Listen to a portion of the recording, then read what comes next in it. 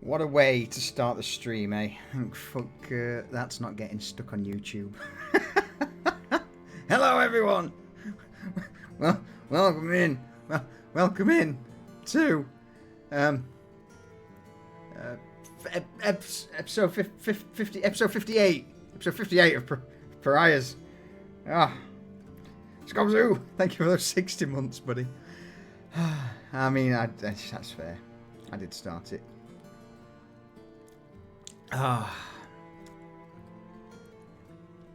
Cheers, everyone. 5 years it is. Fucking hell. Look at that with his little first founder badge, him and D's. Ugh. Look at you both. Flashing away.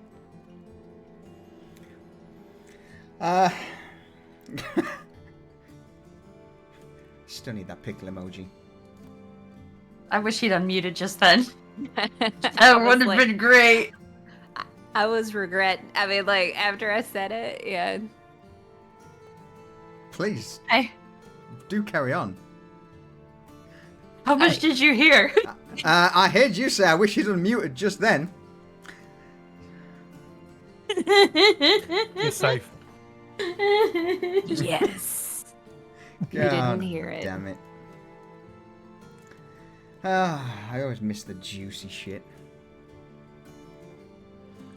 And why is it? It's always you go on to some off tangent just while we're on the downtime bit. It's never like before, so I can hear it. It's never during stream. You do it to keep me out of the loop. I know your game. Get wrecked. No. I don't know how it happens. It just gets weird. It's just instinct. Quickie's distracted. Ooh, piece of Pocket sand. Alright, fuck it. Pocket sand, ahoy. Cypher. Pocket sand, ahoy. We started off with Desmond invented fantasy power simulator with a bottle of decanter of endless water, which was amusing because fuck it, why not?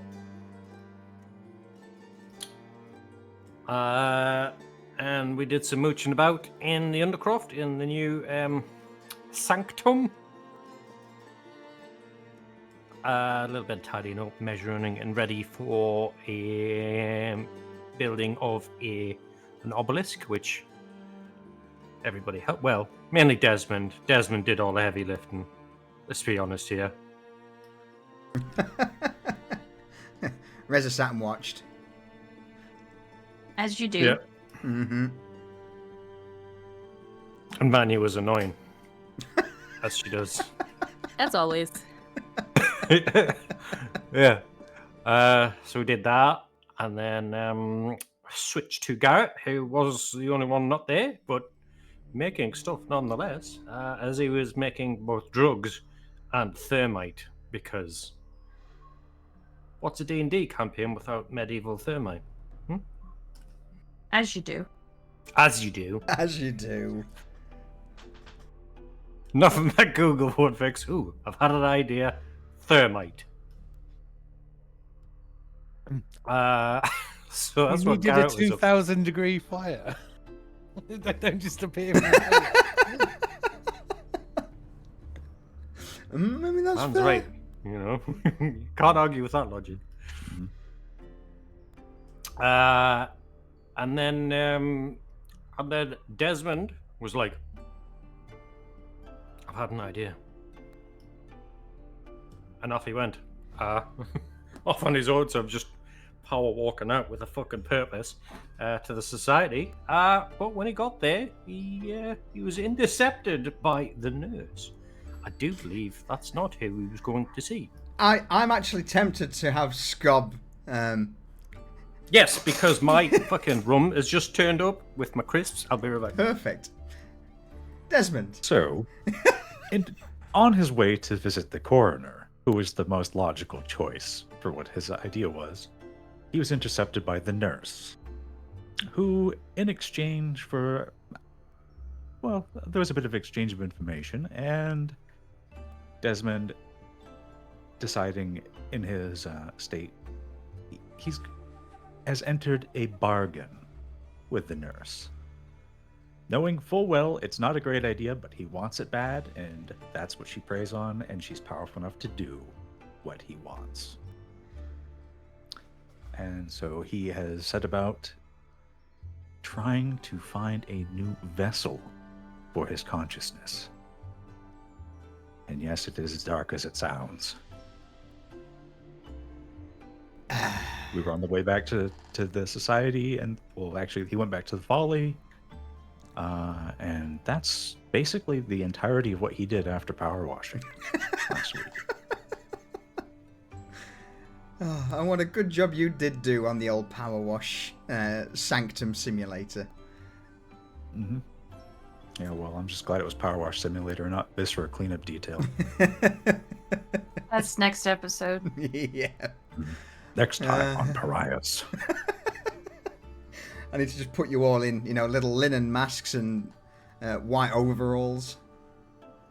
Mm-hmm. Bandanas, gloves, like the big yellow ones. Yeah. We're gonna need a bigger spray. But I believe,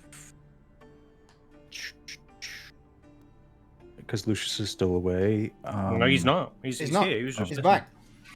There you go. We can hand you back to Cypher. Thank you, Desmond. Nice. All right. What else happened? Oh, right.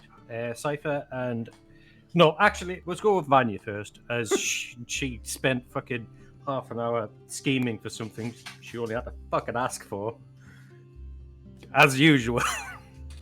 You gotta come up with a plan in case, someone says no and then ask for forgiveness later. Is that how it works? No? Okay, go ahead. Yeah. So, Vanya, reading her law and counting her hag fingers, was like, well, shit. I specifically need a cauldron made of brass or bronze that can fit a fully grown human being. Wonder where I can get one of those. Oh, hey, Francis. Oh. I haven't taken it from him yet. No. Not yet, but I'm sure you'll get a nice replacement for us soon. So she spent a while scheming about how to get that, and then it turned out all she had to do was ask Garrett, and he was like, "Yeah, just get a replacement for fucking Francis, because that's obviously just a stupid thing to have in a kitchen." Which I'm gonna say, was anybody else shocked that Garrett was just like, yeah, go ahead. No, you're the only one who's ever shocked when he says yes, because you expect him to say no. I do, with everything. You gave me a logical reason why you wanted it. So I said yes. Huh. Mine's still Imagine blue. that. So yeah, that's what Vanya did. And then while they were doing that, Cypher and Reza were out shopping for wood and charcoal. And they met a new friend, a new giant moo man. No, it wasn't supposed to be. It was meant to be a throwaway NPC, but no. I thought, I'll add something different, that rather than just some random scroll. And what do we get? This is ours now. Yep. You made this. I made this. So yeah, the throwaway NPC who was just meant to be, just a random merchant, of course, ended up, I'm going to have to make a backstory for him. I'm going to have to fucking plan down his entire family tree. And then once you've done all that, we'll kill him off. As you do. As you do.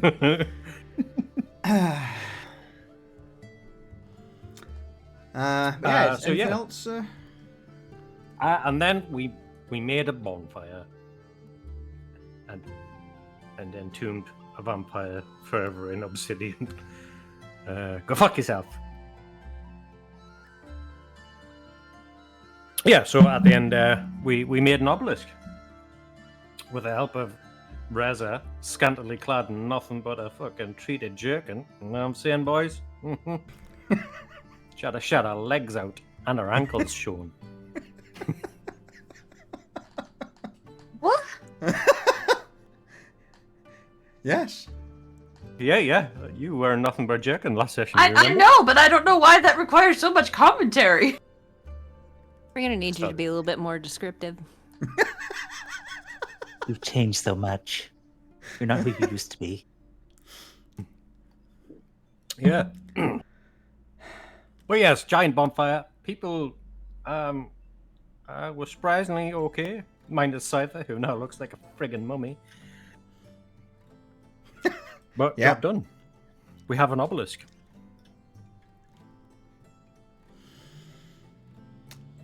All right. I think that pretty much sums how up. we ended. Pretty much sums up the last session's events. You did indeed use one of the fallen pillars from the church in the lower sanctum to turn into a giant obsidian obelisk. Well, say giant, 8-10 feet tall, but regardless, still pretty big. With that said, it was probably getting quite late by that point. A lot of expended effort had gone into the cleaning, the creation of the obelisk. And so, before I dive in and see if anyone did anything in the evening, if you wish, I believe you're all entitled to a short rest. Like, yeah. Short Wait. rest. Shit. I don't have any. Do you want some of mine? Oh, there we go. There we go. Much better. Since I am doing a short rest and I have no head die, I would like to use one of my contract things so that I can get a second spell slot back. All right. What contract are you going to call upon the power of? I'm going to call upon the power of... Where is it? Everybody wait. We're so good. We've got 4 hours plus. I may need it. I'm trying to think which one it is. Is it of power? Where are they? While you're looking Oh, at there that, they are. Uh, Oh, God. Pocket, last session when they were erecting the obelisk, due to the sheer amount of heat, Cypher got torched, bubbled and blistered, and Garrett wrapped him up in a load of medicated bandages. And he did lose HP. Alright, contract of power. Whilst drawing power from the signer. Oh, this is the contract of power. Okay. I need you to roll me a twist of fate, please, Vanya. No, you gotta stop giggling. Say, you can do it. You can do it. You can do it. You Yeah, can't just do like how it. Cypher broke that bottle, you can do it. I'm not seeing the button. The little yin yang. Mm-mm. Can anyone Right. else see it? No? No? Yeah. Yes. Alright. I don't see it. Really? No. I do.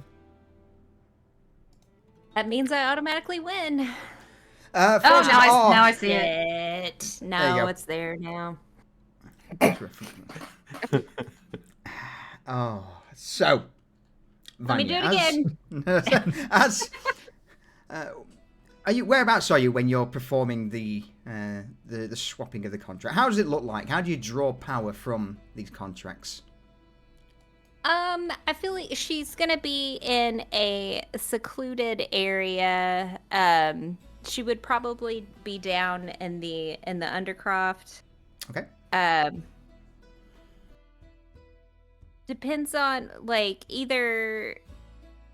I think she'd be in her room that she has down there now. Just kind of sitting on her bed in a meditative type state.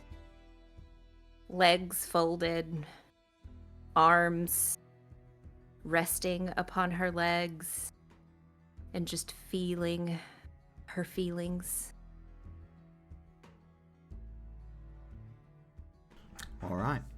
As you begin to reach out, drawing upon the contract of a certain individual, this contract is a contract of power, one that,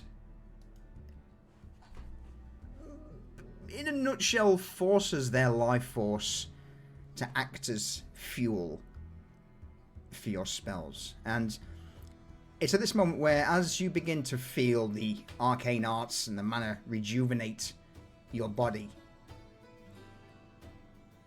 once it's done, you will begin to see that from the very bottom corner of the contract, it would start to sizzle and burn as the whole contract, in a brief moment, disintegrates. And you feel that whatever connection there was with the signer of this contract is now immediately, abruptly cut off. No. That means they're dead.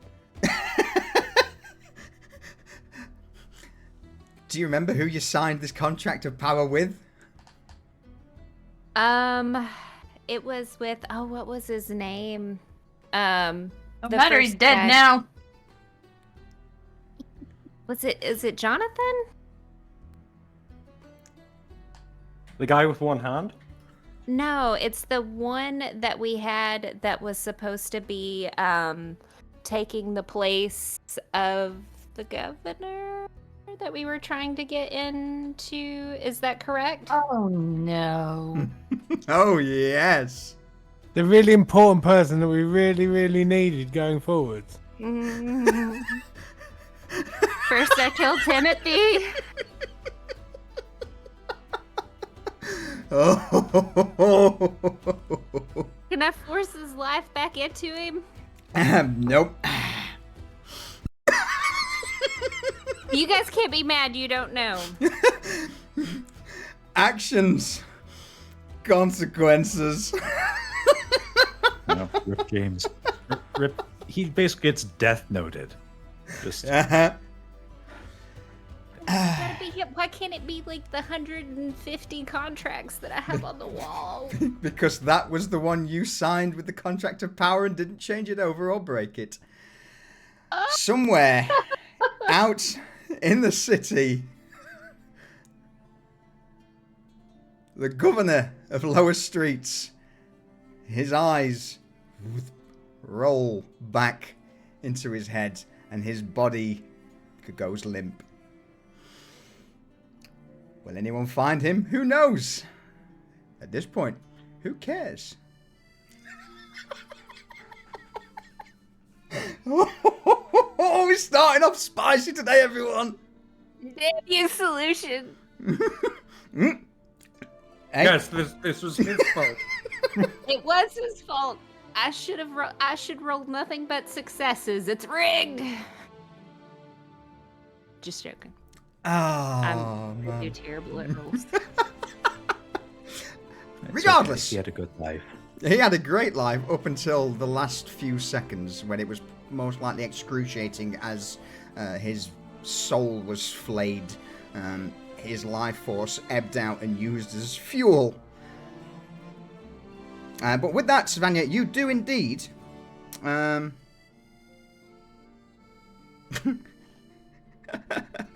yeah, you do indeed do not get your spells back. Wait, what? I killed him and I don't get my spells back. Upon completing a short rest, you can expend a single hit die to recover two level 1 spell slots and 1 level 2 spell slot instead of healing. Killing her. I bet you wish you healed now, don't you? But it does mean when you get a long rest in, you. In fact, no, because your contract of power is now shredded as well. Oh dear. So, in spite of calling upon the power of this contract, shredding a life, you don't seem to get the benefits that you were expecting.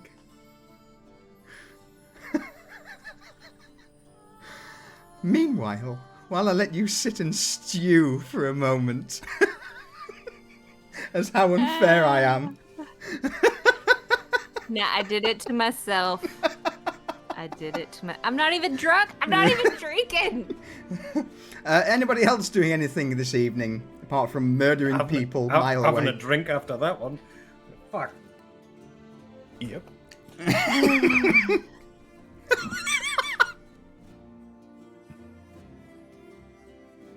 I think Reza's just chilling in her normal spot in the tavern, kind of recouping from her slight toasting. Yeah.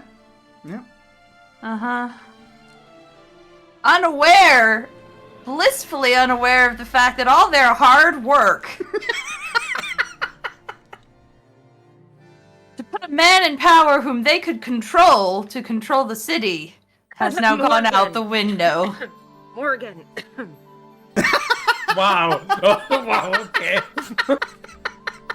Oh, Morgan was small potatoes compared to this shit. I will say, but I'm now 2 to your 1 because of Timothy, so...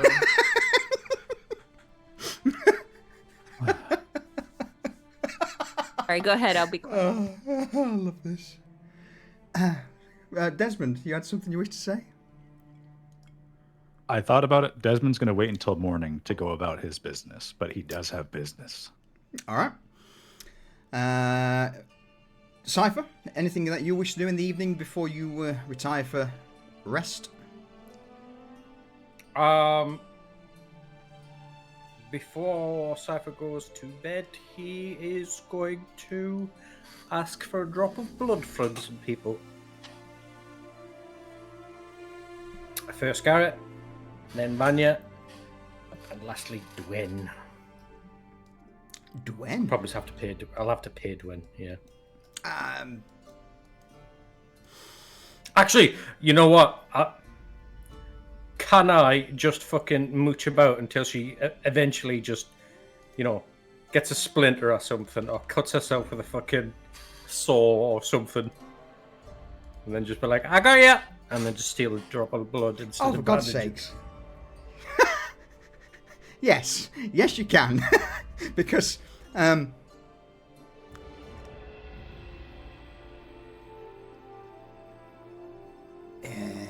be the next All that thing. All right. lunchtime drinking she's been doing. It is, absolutely. The time that she's been spending in the tavern, drinking on the daily, towards the late end of the evening, if she gets bored, she'll no doubt pick up a hammer or a saw and continue working. So yeah, I would say it's easily doable that at some point she would end up cutting herself or getting a splinter. You just hear aggressive orcish words echo in the Undercroft before she gets right back to it. Yeah, so Cypher will just be sit there waiting for her to hurt herself, and then come run in with one of fucking Garrett's bandages and be like, "I'll help you." Also, he could steal a fucking drop of blood.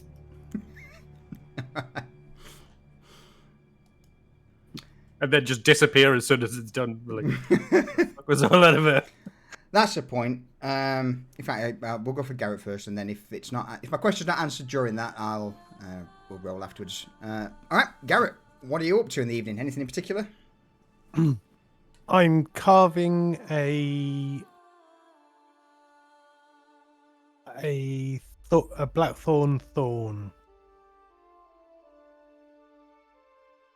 All right. Just roll a carpenter's check. Just just so we've got something to work with for future. Something for you. I mean, I don't know exactly what it is, but if it's it might give you a little I'm bit of going an to use idea. Tinkers because that's what's on the bar. Yeah, it's all good, man. All right. So it's taken a little bit of time, but apart from that, I'm going to leave that roll to you. Mhm. I'm also going to ask you to roll me a d6, please, Garrett.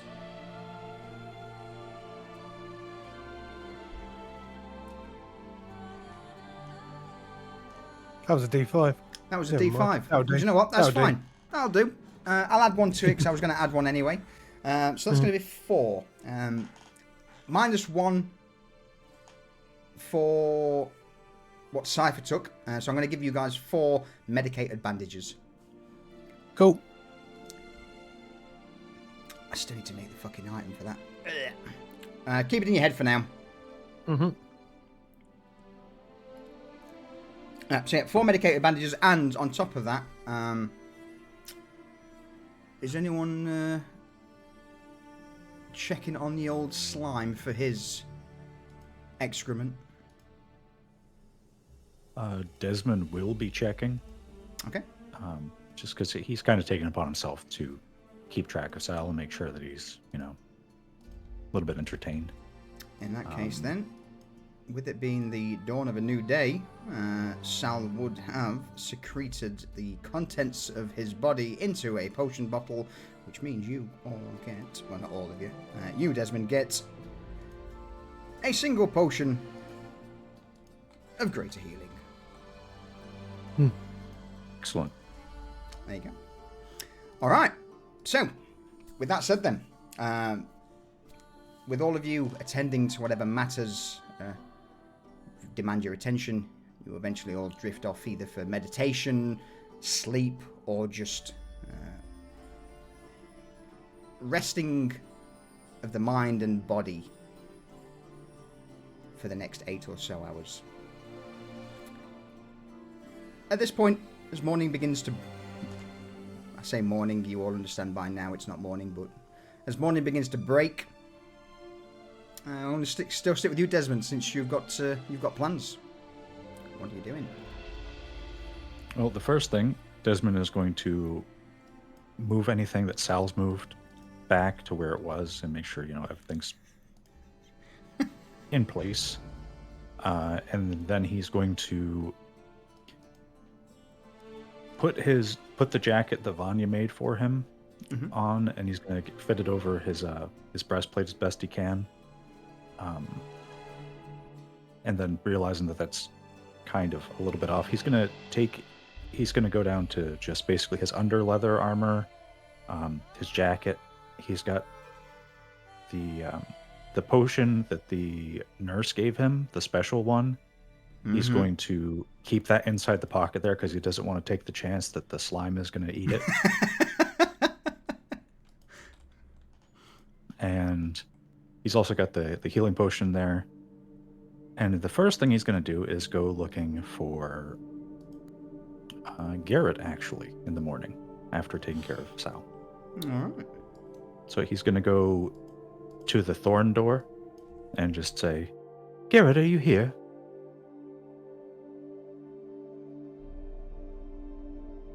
Good morning, Desmond. Come in.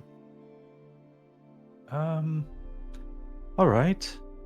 And Desmond will attempt to approach the door. He's not really sure how Elias does things. Yeah. As you step to the door, immediately the vines begin to quiver for a moment before starting to retract. Oh, hello. And he's going to produce the greater healing potion and just proffer it towards Garrett and approach. Here's something from our little friend. I don't need it now, and I'm going to be out, so I don't want to have it with me and have someone here need it. Marvelous. I think what we'll do with this one is store that here So if Sal ever ingests something different, we still have a healing potion we can feed him. Oh, that's forward thinking, and he's just going to hand it over so that Garrett can put it wherever he needs to. Don't suppose you have any messages that you need past Asmon or anyone else in the city? I was just looking to stretch my legs a bit.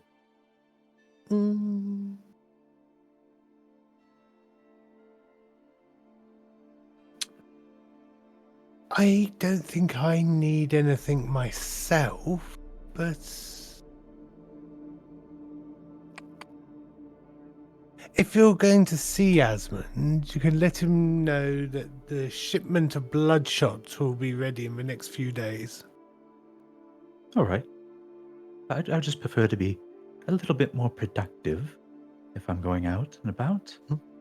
I shall do that. And then he's looking down, he's looking at the roots and stepping around them, trying not to trip. He's just very wary of Elias. I'll be back this afternoon, I think, but I'm gonna go. I might see if Vanya wants to go out, see if she wants to go shopping. Not that she has a whole lot of coin to do so, but she might want to go and look at least. Sounds like a great idea. Do you need any ball bearings? No, I think I have a few that are loose in the pocket here. If I need them. And Garrett gives him a wink. Oh, actually, that reminds me. Do you have a blackjack, a sap, or anything like that? Or should I talk to Falco? I don't have one myself, but I'm sure one of the boys on the door will have one, or at least know where you can get one from. Excellent. And he looks down and kind of casts his eyes to the side like he's considering things. All right, I'll be on my way. Thank you very much. And he's just going to turn and go right back out the thorn door and heading upstairs. All right. Looking for Falco. So, excuse me. As you head upstairs into the basement and eventually break into the kitchen and the folly, Falco is sat at the table. Breakfast on a plate next to him that hasn't been touched yet. He does seem to be deep in thought as you approach. He turns around, offers a raise of the eyebrow. Hello. Morning, Desmond. Fucking hell, have you, Good morning, Falco. You shit the bed? No, I've not. Haven't done like so you in to- quite some time. Good. Good. It was more of a. You know what? Don't worry about it. What can I do for you? Well, somewhat of an odd request, maybe. But do you happen to know if anyone has a blackjack handy that I could use? A blackjack? Actually, if you just pop your head over bar counter and have a look under there. Normally where Julian keeps the coin for the day's takings, there should be a blackjack or a club or something there for you. You want to take that one, and I'll get one of the lads to replace it later. That will do. And he's going to just merrily go over, find the blackjack, and just stuff it into his pocket. And so in his pocket, he has the nurse's potion, a blackjack, his small repository of coin, and his identification papers for passing through gates. There you go. Well, you have a blackjack. I will. Excellent. And Desmond's going to just enjoy a meal. You should probably eat that before it gets too cold. Aye. And he's a little bit chipper compared to normal, and he's going straight out the door. Didn't see Vanya. So he Nope. he just loses. He just forgot about it. Oh, poor Vanya. Who wants to? So before we go in, we'll say you're currently in the process of departing the folly. What's who's up next?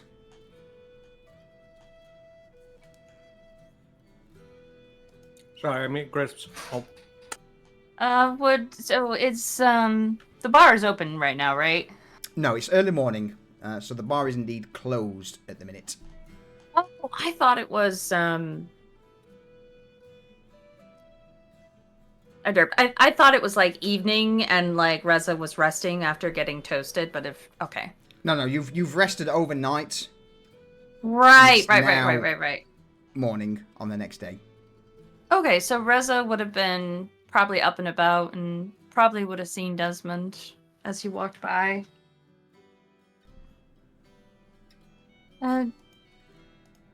About an early stay, Desmond? Oh yes, I have to go looking shopping. That's the word. I think I need to go shopping. Oh. Shopping? What for?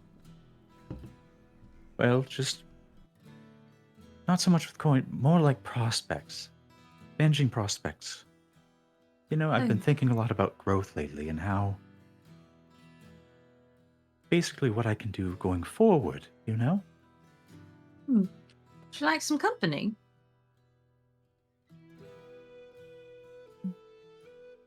Yes, actually, yes. I was thinking I might go to the coin flow or up to Asmund's place. You see, I've made sure that I'm clean looking. I'm very proud of you. And Reza will take out her cloth of cleanliness and kind of like wipe her own hands and face down.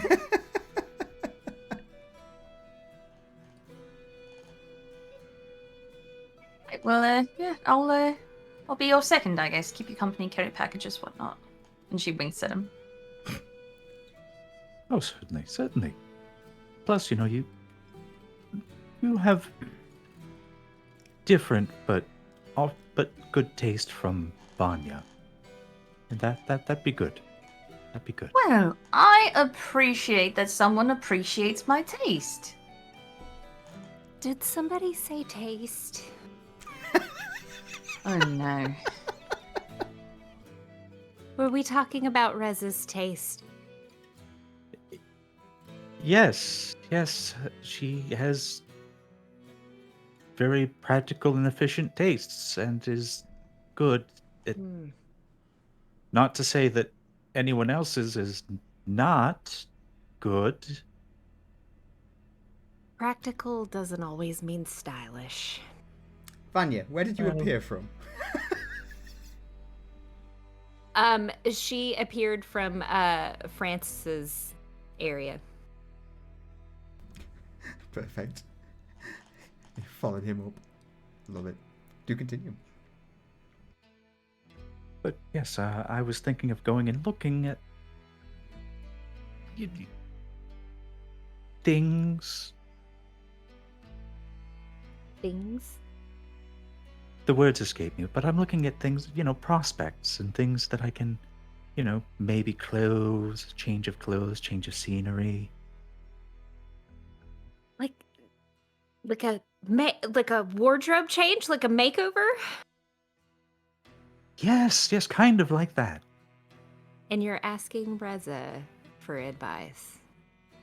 Well, you know, I like to think that I'm a strong and practical person, you know, maybe not fancy enough for your tastes, but I was looking for that. But yes, if you have ideas, I would hear them. Oh, I think we need to go and see what our options are. And I know that when we went the last time, Cypher was a really good help because sometimes you see it on yourself and you don't quite get like the full, you know, like I enjoyed having my body on Cypher to be able to kind of like adjust some things so that it looked a little bit better on me. You know, kind of like a when you're tailoring your clothes to just fit you just right and you can do it a little bit better. The when it's entire on time, Cypher. the entire time Vanya's talking, Desmond has like this flat like smile that is clearly just like something put there. It's very much just forced in like a default like just grin and bear kind of smile. You would also probably hear just from the back a call of, yeah, I've got the image of fucking Cypher's head on Vanya's body. That is gonna scar me for fucking life. So if you could do me the honors and, you know, fuck off, please. I don't need that in my head for the rest of the day. I already warned you should have eaten your food already. I can't eat it anymore now. Oh. Meanwhile, Reza has disappeared. Wait, where'd Brett? Where'd she Garrett's go? rubbing off on her. Yeah, let's talk about heads on bodies and rubbing off the better.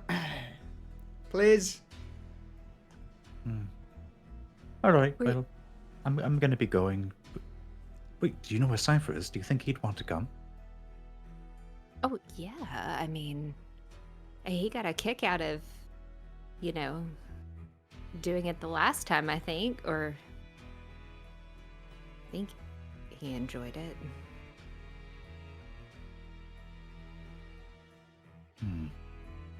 Do you want me to go You know, grab him? He's probably downstairs. You know, way downstairs.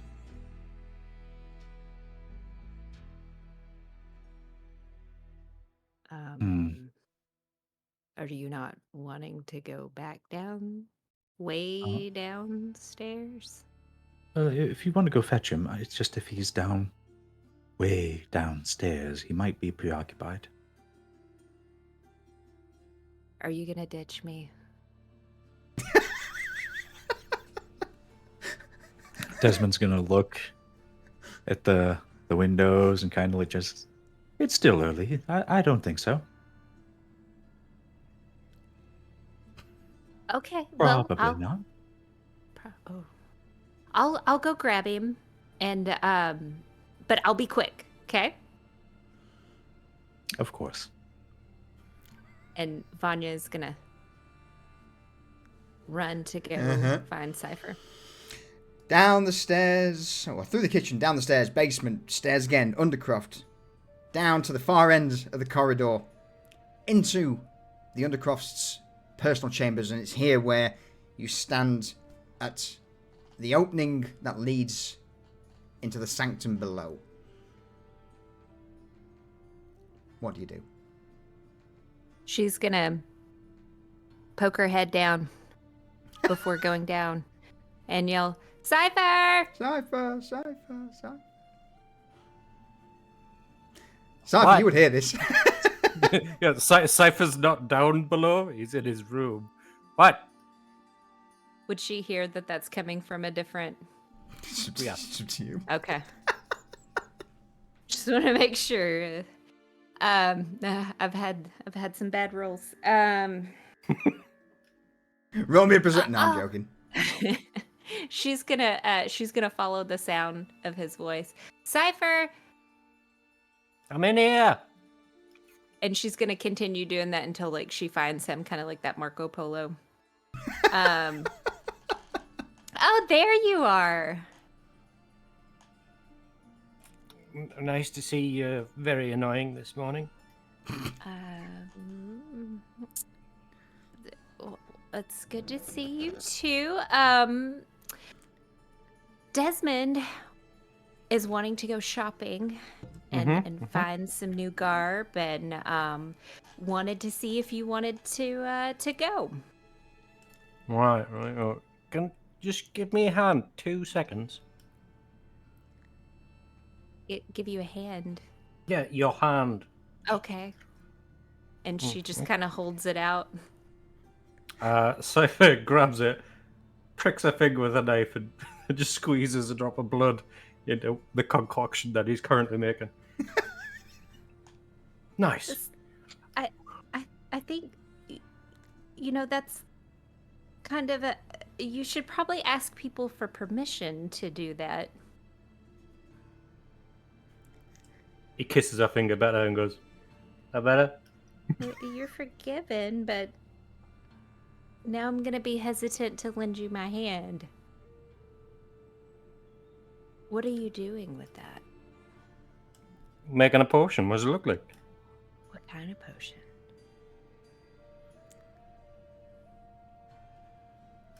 A unique one. Ooh, what's unique about it? The fact that it has your blood in it.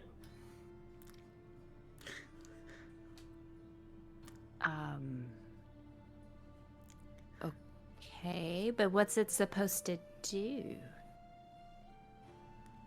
Lots of things. Fucking shit, Lord. Like all Cypher's at been- once? Yeah. It's plainly obvious to see, Vanya, that Cypher is being sketchy as hell. Cypher. Is this gonna disappoint Garrett?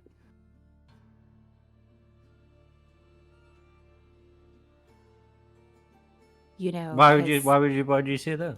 Well, I mean, I feel like you're being very evasive on this, and All right, I'll maybe tell you in- exactly what it does then. And Okay. in Abyssal, extremely fast, in a thick shadow accent, he tells you exactly what it does. Vanya, Is she roll gonna pick up me on something? Okay. a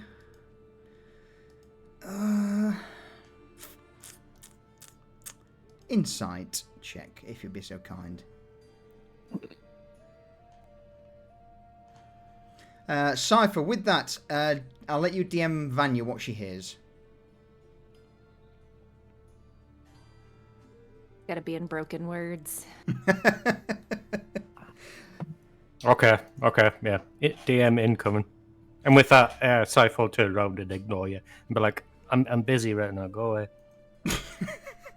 Well, so you're not gonna go shopping with Desmond and I? No, I'm busy. But can it not wait? Cypher puts it down. No, the ingredients are very fresh and it'll spoil.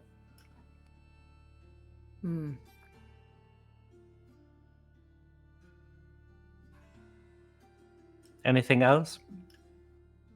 I'm waiting on that DM. Okay.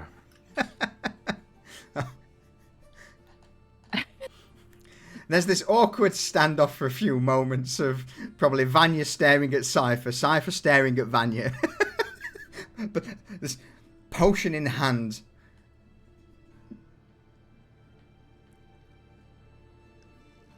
Desmond, are you still there? Desmond is in the Folly foyer, just waiting a little bit, getting a little bit antsy, but he's reassuring himself that he's not going to miss any opportunities. It's going to be fine. The sale will still be on. I will still be able to buy it. They'll have not sold out. That answer your question, Job? Yep. Well, Cypher. Desmond seemed pretty adamant to go right now, so I'm gonna leave you to this and be careful with that potion. If it does a lot of things, and what I think that I heard, maybe it could be dangerous, but yet good. Yeah. Just don't put it in my drink or anything. Okay? Okay. And she walks out the door. to head back up to Desmond. All right. So before we go out on our jolly shopping spree, Reza or Garrett, is anything you two in particular wish to do? Well, I'm dependent on whether or not Desmond ditched Vanya. The Are answer to you that not question gonna seems go to if be she no. goes? Oh my gosh.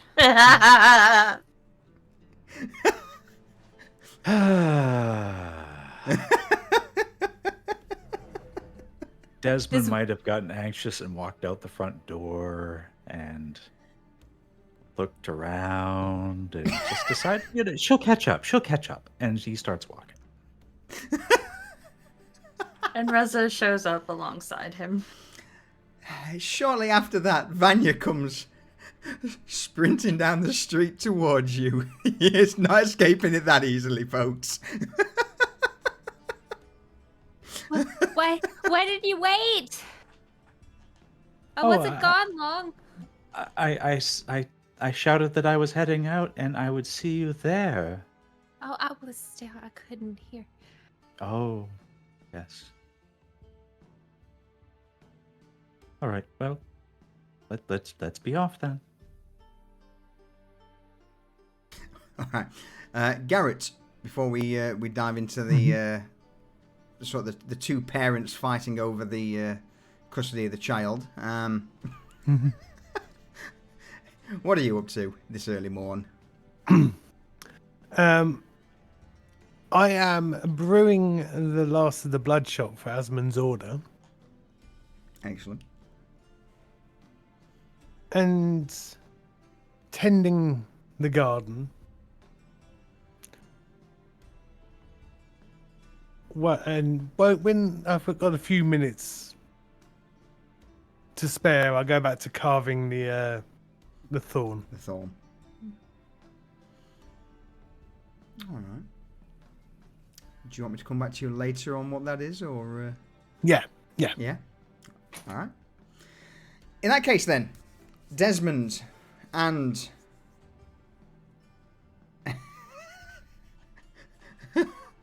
and his two mummies. I just wanted to add, so Vanya decided to go on all of this because she wanted to give oh my gosh, Dwyn, sorry, her name was escaping me there for a second.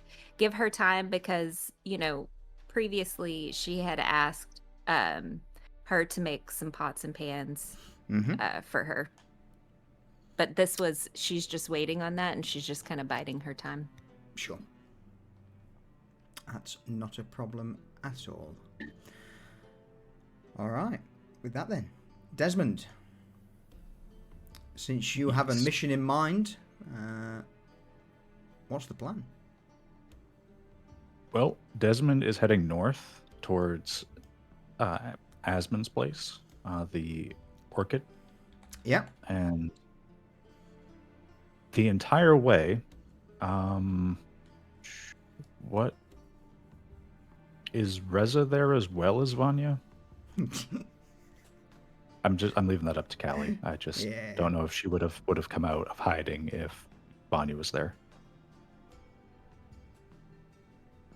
I think that Reza would have excused herself to go to Market Row because there's some things she needs to get. Perfect. Okay. But she would have taken out her book first and jotted down a couple of notes. All right. And what's your passive perception, Callie? As Reza?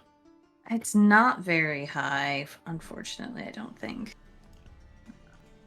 Okay, well, before you depart, you notice that Desmond is looking around, but he's not even in the market row before you break off. He's not really looking at the shops or the items. He's looking at the people around as they go.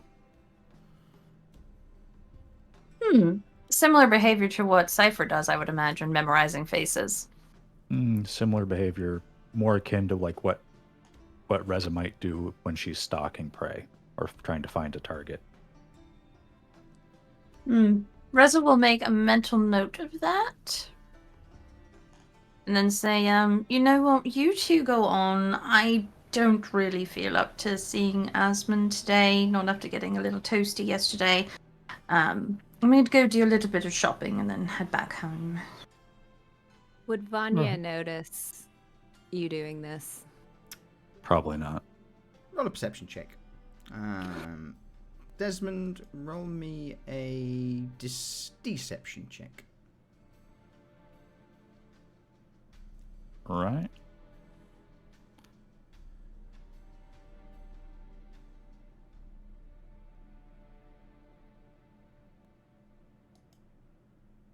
Sadly not, Vanya. Sadly not. So whilst Vanya's Desmond... just- So go on. Yeah. I was going to say, she's just going to be, busy just chatting along, not being, aware of just saying, just things like, Desmond, the world may be cold, but the fire within you can forge your own warmth. You're right. You're very right. I find that there are many people who are given more than enough and they don't make anything of themselves. And there are other people who are given very little and end up making a lot of themselves, don't you? Like, just letting those flames fuel, like, your next attempt, right? You use them. Yes, something like that. Vanya, you're very good with the magic items, by the way. The fun little things like the bags. Have you ever thought about making something help you find something that's lost or bring it back to you? Oh. Well, I've never really, lost anything before, but in the event that I do, because, things need to be in order and put back in place, but, Cypher sometimes does come rummaging through my stuff, and... Well, the thing is, if you'd lost it, would you know? Yes, because it wouldn't be in the spot. But would I know where it's at? No. I had the thought with Sal and the other things, and if there was a way to make something readily accessible, if you could retrieve it or send it back to where it was supposed to be. I don't know much about magic, but I thought you might have ideas, so I wanted to bring that up. It could be useful. It could be very useful. Yeah. Yes. Okay. I mean, I can't check, Vanya.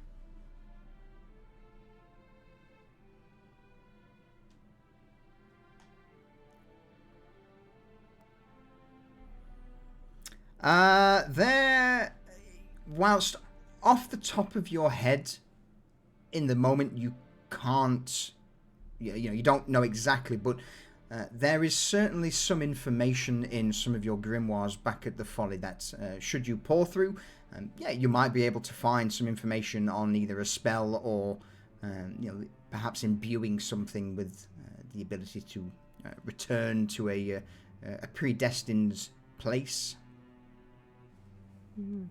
I think, Desmond, I think I have something somewhere that I've read on that.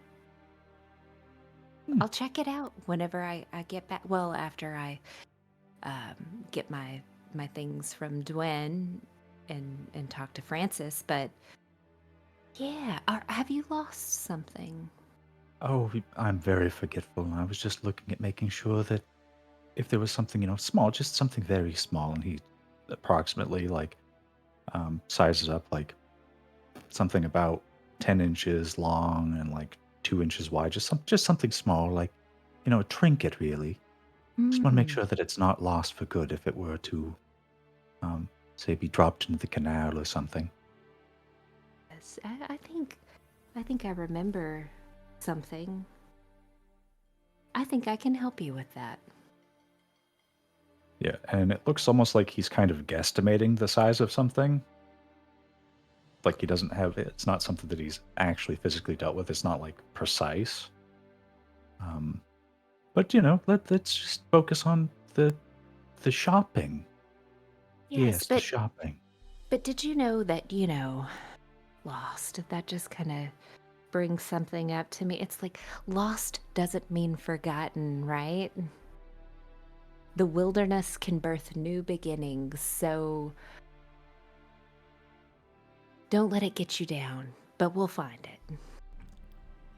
I trust we will. And maybe we could just, it just kind of means we might have some unexpected discoveries trying to find that lost item. Yes. Would that lost item perhaps be your fucking papers? At this point. No. I have them here. Have them here. And Desmond's going to reach into his pocket and produce his papers. You'll kind of see that, as you've been having this conversation down Market Road, you finally reached the Carnelian Gates, where one of the wardens is stood, arms folded, and just through the slit in his visor, there's a very bored expression as you finished the last few words. Right, let's have a look. Name? Desmond Woods? Fucking tiny little bastard kid, fucking... Purpose of visit. Business? Relaying a message in particular for business? Very fine. Next! You just throw the paper to the ground and look towards Vanya. Vanya Valentine? He'll eye you up and down for a brief moment. Right. Nature of Just gonna business. pose a little bit, like kind of stand a little bit taller. Well, I'm with him, but I also would like to do some shopping. Shopping. Spending coin. Coin moving out of the slums. Out of the slums and into the city itself. I don't have a lot, but... Hey, I don't care how much as long as you're taking coin out of this fucking shithole. There you go, there's your papers. Next! Desmond's going to retrieve his papers and he'll go past. Yep. Vanya does the same. And from there, Desmond is going directly towards the orchid, but not as at a hurried pace. Looking around. Sorry, that wasn't the Carnelian Gate. In that case, then that would be as you move through Market Row into Polter District and to the gate next to Commons. Sorry, I thought you were going to Coinflow. Not a problem. So, regardless, interaction with the guard would still be the same. But yeah, you managed to step into the red lantern lit streets of the East Commons District on the way to Crimson Lotus, Asmund's place. And Desmond's going to just be taking his time as he goes, looking around. Everybody here is a bit more affluent. And so he's just eyeballing everybody and not scrutinizing too much because he has like a idea in mind. But he wants to head towards the orchid. Okay. Vanya, if there's nothing that you pull Desmond away for, you eventually make your way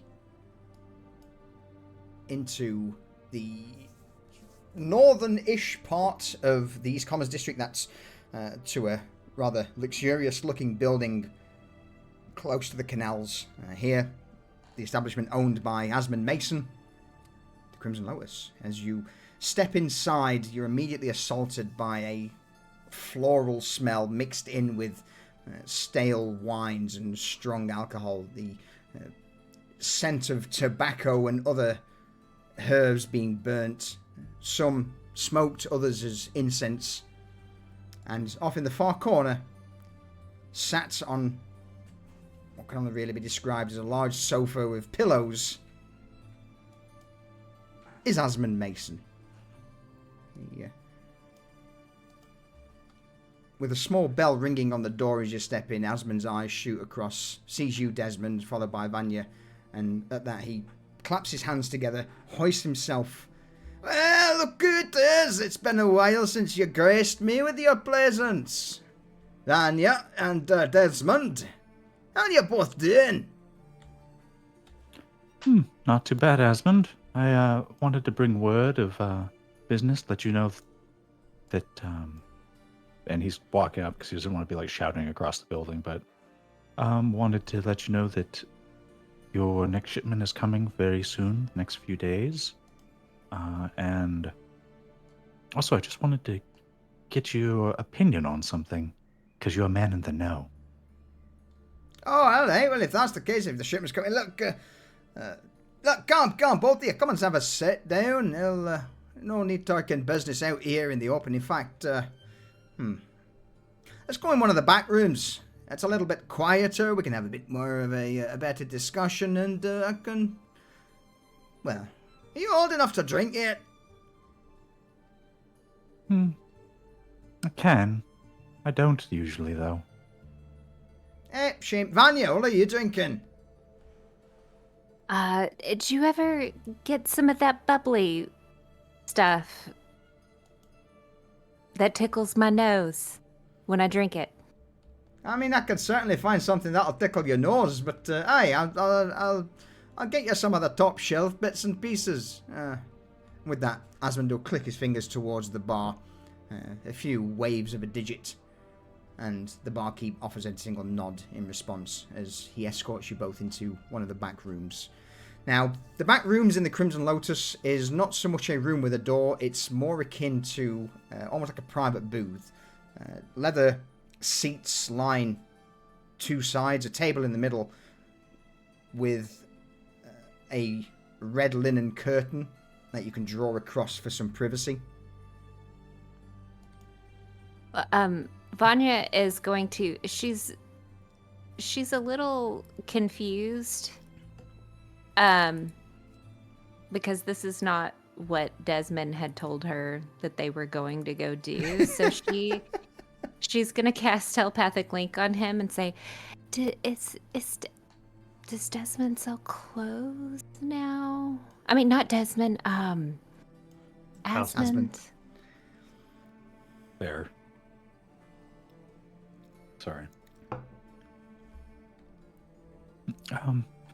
So he's going to reply back through this link. It'll make sense. It'll make sense, and we will be checking things after. After all, there were merchants here, but I think it'll make sense. You're right. I mean, silence can be deafening, but it can also birth the roar of your inner voice, right? So I will be quiet and maybe find strength and understanding through your conversations. Well, as I am in here,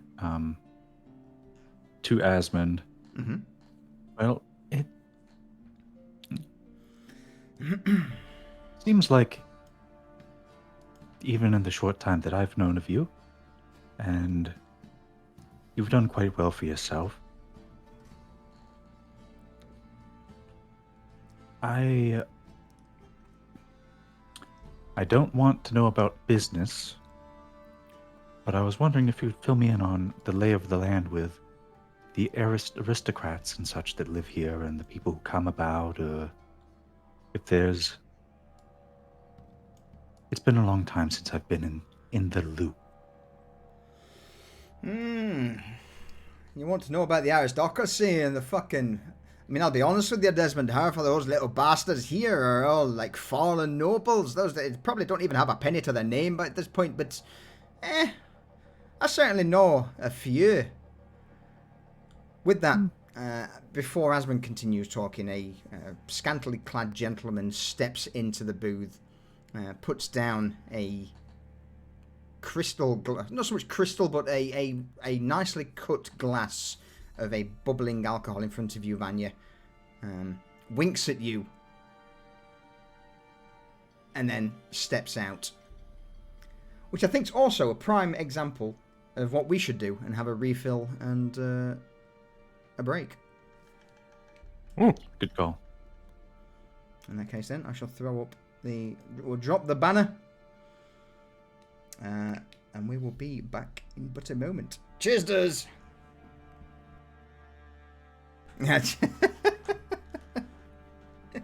Oh. There's so much stuff that needs to be done. So much stuff.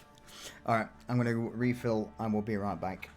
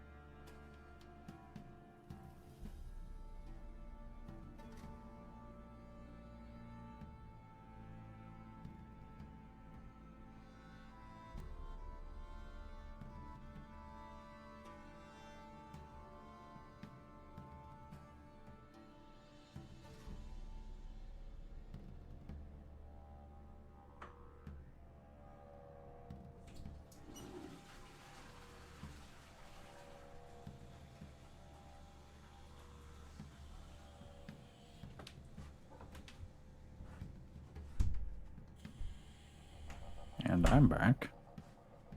Welcome back. I've been here the whole time. Yes, yes. You've been very enduring through Oh all my of my bullshit.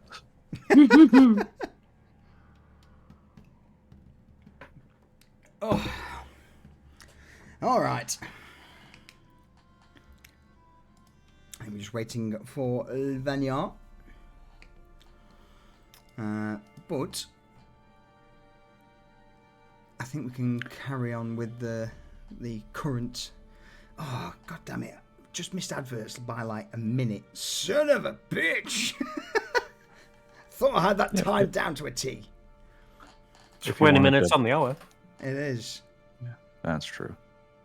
If you wanted to bounce to somebody else and come back once Vanya's returned, that All right. be We'll okay. drop into Market Row with Reza quickly. Reza, Alright. is there anything in particular you're looking for here in Market Row? Oh, yes. As Desmond and Vanya depart, making their way towards the Commons District, you slip away and, well, what are you doing? So, two things. As always, whenever she's walking through Market Row, keeping her ears and eyes open for gossip.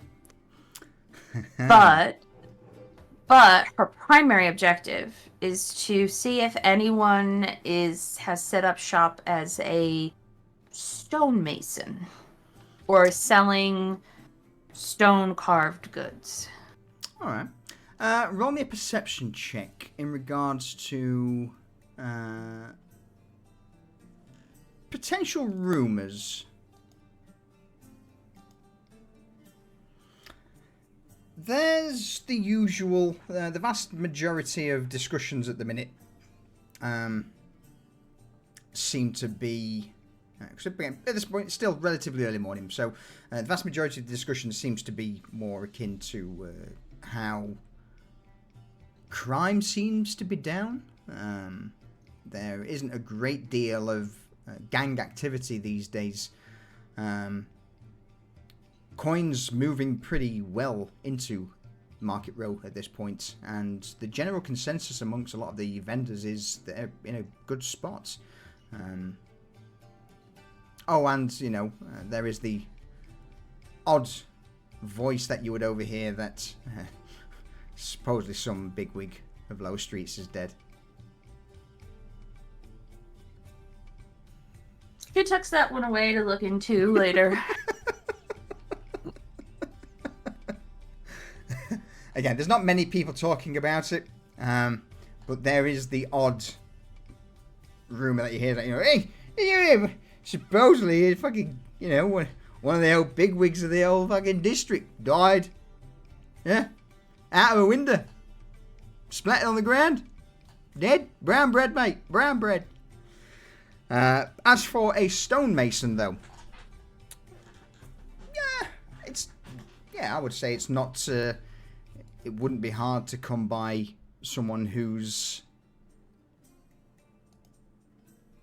capable of carving small little trinkets out of stone.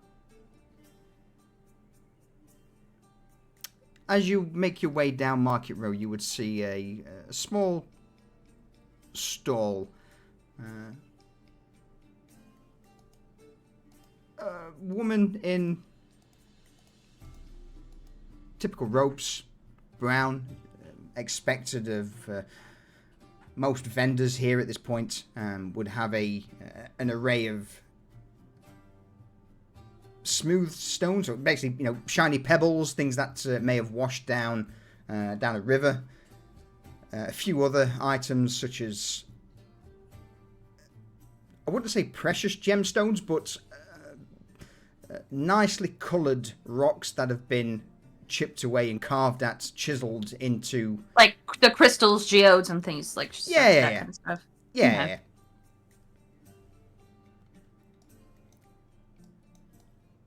So Reza will casually saunter up to the table. Better make note of that portrait, by the way. And nods in greeting to the woman. She offers a brief smile and a nod back. Good day. May I interest you in any of my wares? Yes, I'm very interested. But my doorbell just rang, so I need 2 seconds. I'm so sorry. All right. Come on, So, cut back to the folly. Cypher, what are you doing? Quick. Cypher is finishing off his lovely concoction.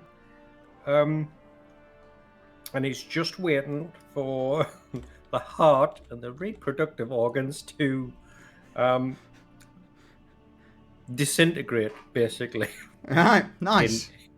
He's got them bubbling away in venom. He's just waiting for them to break down to add to the concoctions thing. Soon. So yes, this heart and the 2 gobbling gonads bouncing up and down in this solution before eventually. I'll stir it every so often. Yeah.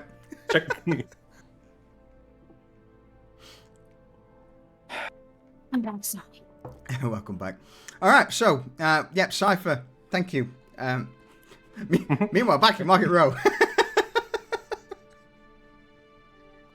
Rosa pauses for a few minutes. Not a few minutes. She says, "Yes, I am, actually," and she kind of starts looking over the goods that are displayed. Are there any that are carved into like figurines or animals or something like that? There would be a few rough humanoid shape, some like a man and a woman embracing. There would be a few beasts of the forest that have, again, they're not detailed or intricately sculpted. They are incredibly rough hewn, but they are, at a glance, you can tell what they are. Okay.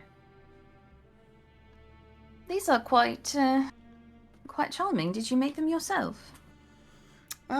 Thank you. Yes, it's just an old tradition of the family.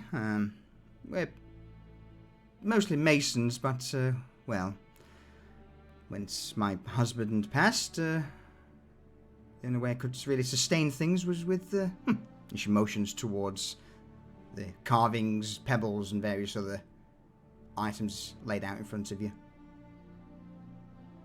I see. So your skill then as a traditional mason was working with large blocks of stone and things like that? I know the trade. I used to, again, assist, but it's difficult to do it alone, so therefore, yes, the smaller things. But no, I'm more than capable with a few helpers to be a master mason, yes.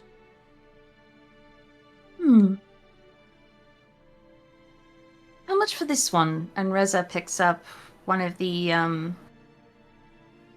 humanoid-looking figures. Be 50 copper coins for that one. 50 copper.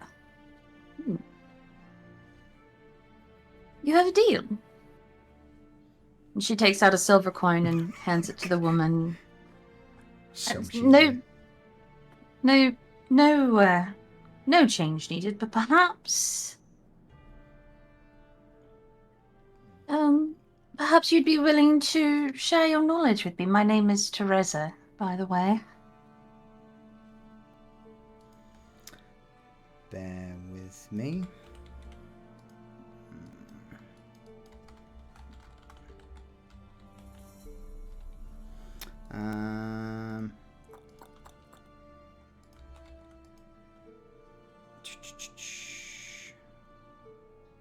What would it be? Yeah, let's go with history. The woman looks at you for a moment, tilts her head, and slowly nods before offering you a single, almost bow of the head in response. I believe you are part of the Baron's Folly. I've seen some of your individuals patrolling these streets and keeping it safe, so thank you. Of course. It's our pleasure to do so. May I ask your name? Arabetha is my name. A pleasure. But are you sure you do not wish the change? And at this point, she's already trying to scratch through a small wooden box to gather what copper coins she can. No, Arabetha. I would like to discuss a further business opportunity with you. You see, I have some skill of my own in terms of creating such items, but my skill is in wood and occasionally metal. I should like to learn how to work stone. Is that something you would be able to teach me? Should I come often for lessons? I do not wish to sound rude or... the art of stonemasonry will take a bit of time, and as long as you're happy with... and she motions towards her stall, paying for the downtime, I have no problem at all in teaching a few tricks of the trade as such. I think I'll easily be able to compensate you for any potential lost revenue. In that case, that won't be a problem. Would you... She pauses for a moment and begins to look deep in thought before eventually offering you a question.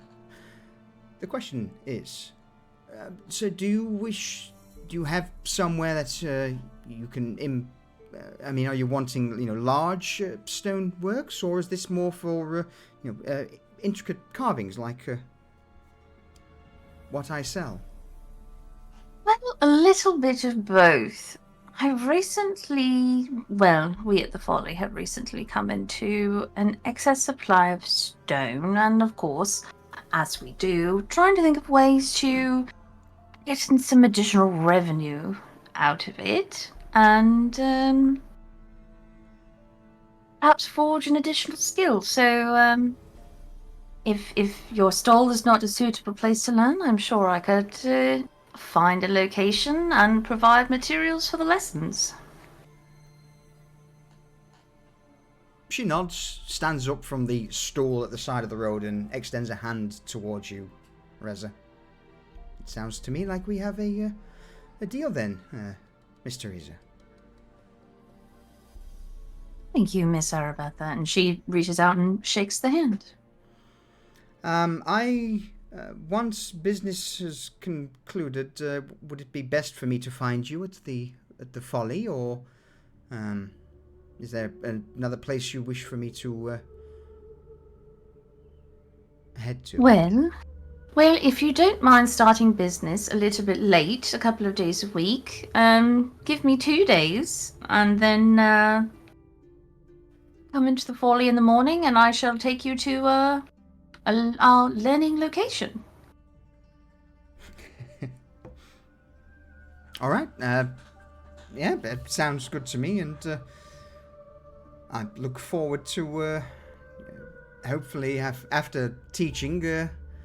Not trying to muscle in on my territory by chance, I hope, because if you've not noticed, and she'll motion up and down the street, there aren't many, if any, who do what I do. Well, we can't do everything at the Folly. I'm sure we'd need somebody to sell our goods for us and earn a hefty commission on top of that. Well, in that case, it seems like I am your woman. I very much look forward to working alongside yourself and the Folly. Wonderful. We shall see you there then. 2 days. She nods. Ah.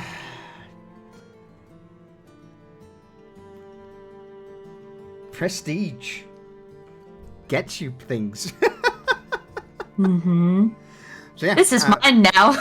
Absolutely. With that, though, yeah, Reza, you would start to understand the implications of the work you've all been doing. Many on Market Row are now well aware of maybe not what you look like to start with, but once, you mention things, most vendors here can put 2 and 2 together. Wonderful. So, Reza is going to pocket the trinket she purchased, and then meander her way back to the Folly and eventual discussion with Garrett, which can take place whenever. All right. So, we'll shoot ourselves back to, not the East Commons, the Crimson Lotus. So, Asmund, as I was saying, I was curious about this.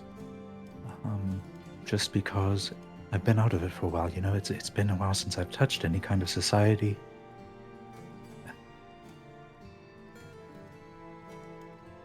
I mean, the main thing is, what do you want to know? Do you want to know which of the fuckers step into my establishment? What they sort of spend? Or are you wanting to know who's who? Or... Is anybody in debt? Oh, I mean, and Asmund will just motion around the entire tavern, behind the linen curtain. Half of the fuckers here owe someone something. To if you, not, though. Oh, to me. Oh, Ellie, I'm starting to pick up what you're putting down. Hey, I've got a few individuals who owe me a bit of a bar tab and money for services rendered, if you catch me in the drift. Normally I just send Carla on them, and she would basically give them the ultimatum of, look, it's either your ghoulies or your fucking gold. But yeah, I've got a few. Well, let me give you a description, and maybe it'll jog your memory if someone comes to mind. So, the aristocracy, fallen noble, someone who could have done much and instead has, despite being strong, charismatic, despite being in their current situation, somebody who could have done so much but just squandered it, and instead has potentially found themselves deep in the hole here with you, or perhaps they've been untoward to your staff. Not that I think that kind of person would make it very far, but there are usually some dregs that find their way. Hey, you're not wrong there. In fact, to be honest with you, what you've just described brings a certain person to mind. He owes me quite a considerable bit of money, which is part of the reason why we've not broken his legs or, and he makes like a cutting motion across the man's waist. His name's sort of Clarence Westwood. He's supposedly son of a merchant family, or at least was a merchant family.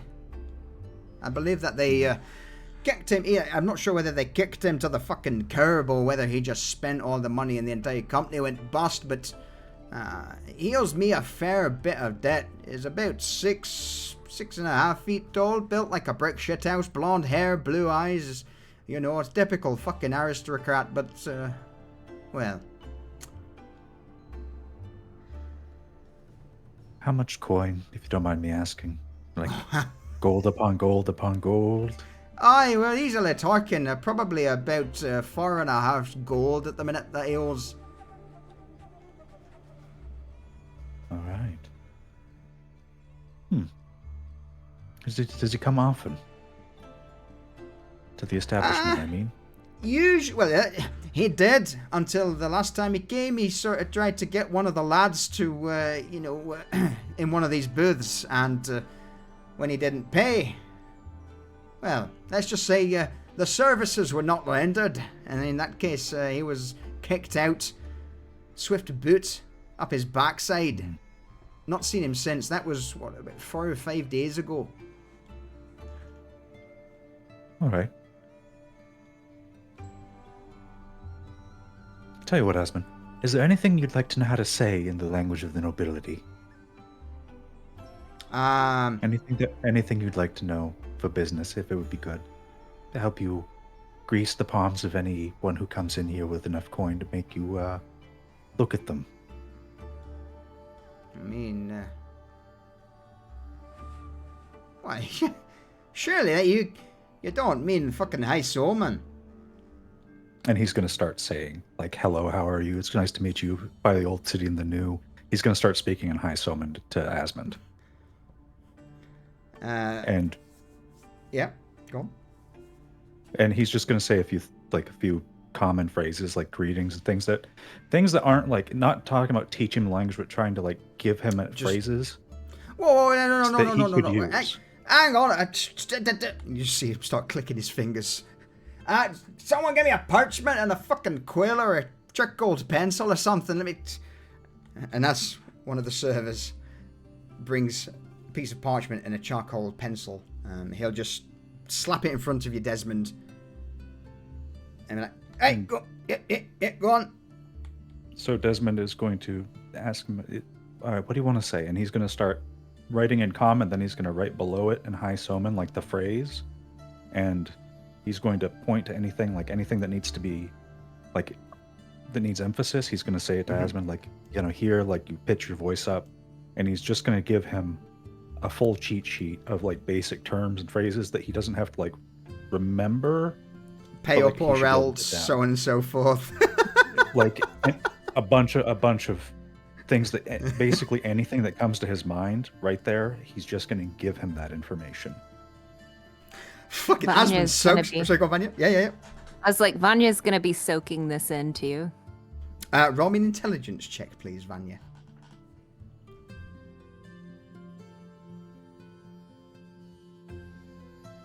Oh, let me find it. Yep, just a normal, straight intelligence ability check. Yeah, all right. So whilst you don't, similar to Asmund at the minute, you don't understand High Soman, but it's enough for you to at least recognize if someone is speaking High Soman. And from this brief conversation, Vanya, you would start to understand that High Soman is the language spoken by the nobles of the city. And by nobles of the city, mostly people such as the Crimson Court. These are the people at the very top rung, with all of the money, all of the power. They are the only ones who can fluently speak High Soman. Nice. And Desmond. My comment still stands. Mm-hmm. So, Asmund, I know your information. This is not enough, but I will make it up to you, and I owe you. I mean, owe me not so much. I mean, I'm just fucking waiting for this bloodshot shite to turn up, because I swear to fuck that stuff's gonna fly off the damn shelf. It's gonna make me a fucking gazillionaire. I'm gonna be rolling in gold. I'm gonna feel like a fucking duck that's diving into a bank vault. Okay. Well, this has been very fruitful for me. I hope that this, and he points to the paper, I hope that this helps that come along even sooner. Because you know, those people will absolutely not be able to resist this shot.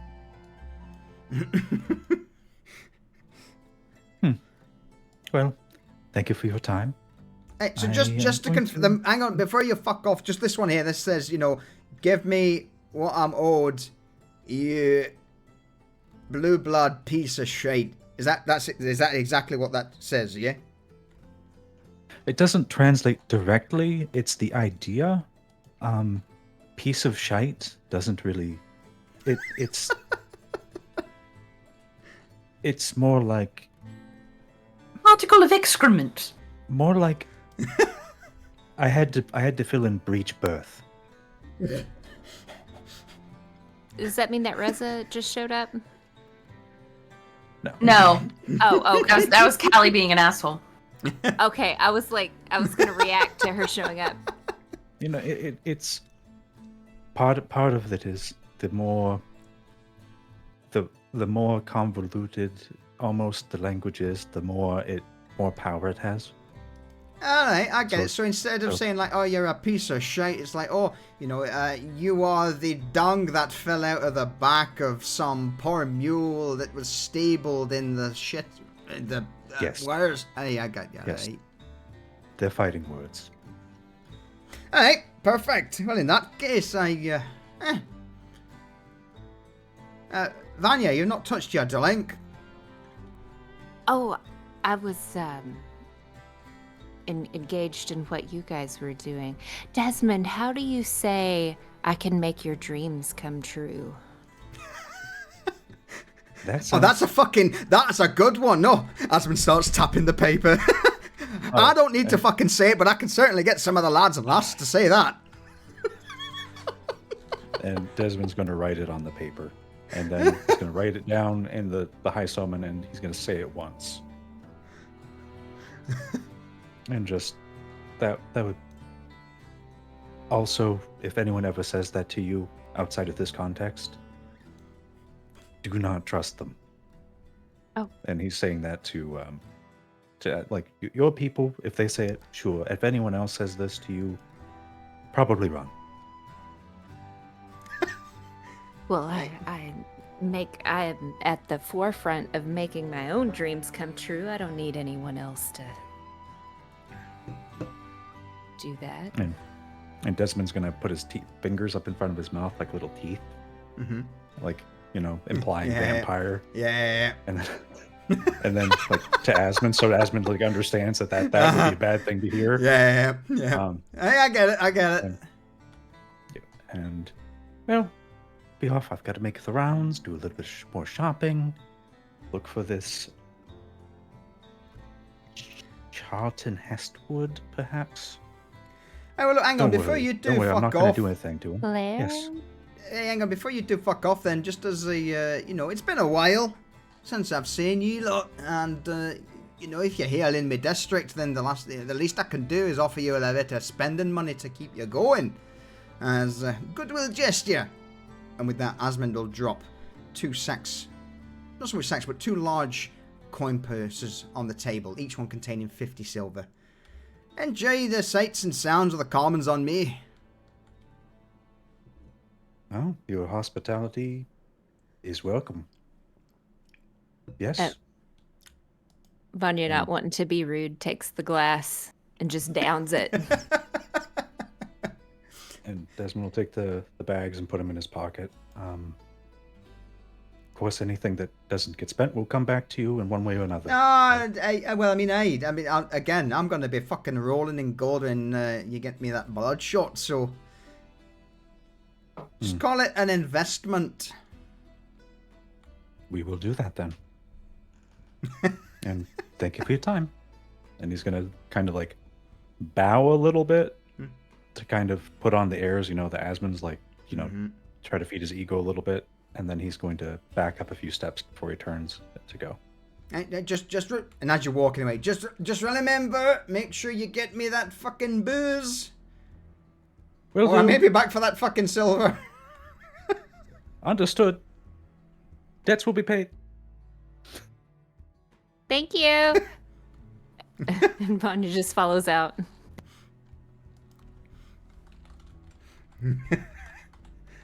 All right, well, that was the big thing.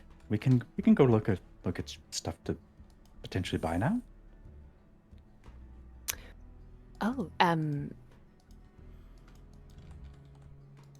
where would you like to go? Where would you like to start? Well, if you see any hulking blonde brutes, let me know. Because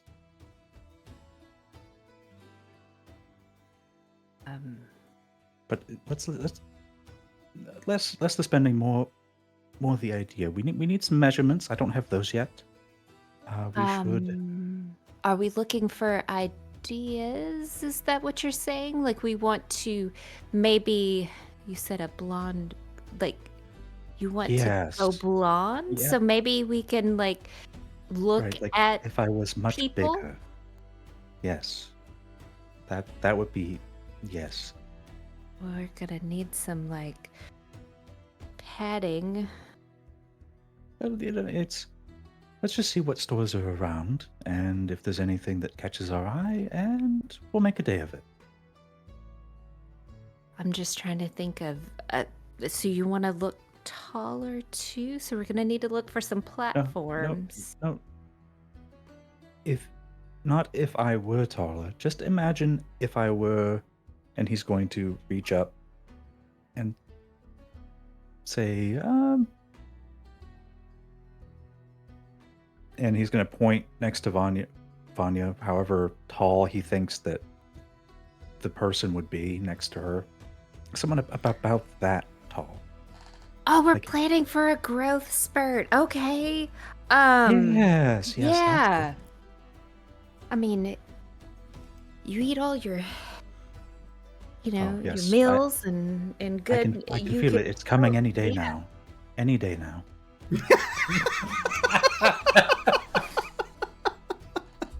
Well, we definitely don't want you having, to outgrow what you have, because you'd look pretty silly, right?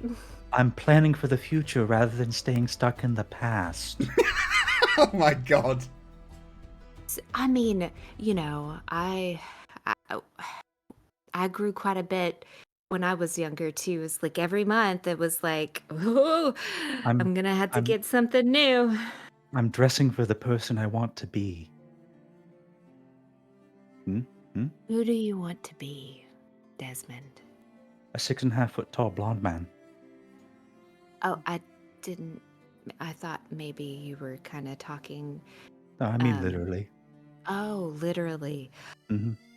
Well, I think there's some things that we can do to try to get you to that point. I guess let's first try to find you some items that would make you fit into that, right? And then we can kind of Mm-hmm. figure things out from there. We can stuff and pack if we need.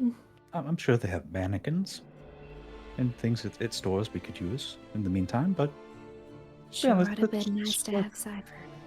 Yeah. Well, he's so busy these days. So much going on. I know, making. He gave me the potions. idea. Oh, Or maybe I to stole be it from him. to be what you want That's to right. be. Yeah. Well, Cypher can be anybody he wants to be. And so can I. Oh. Like.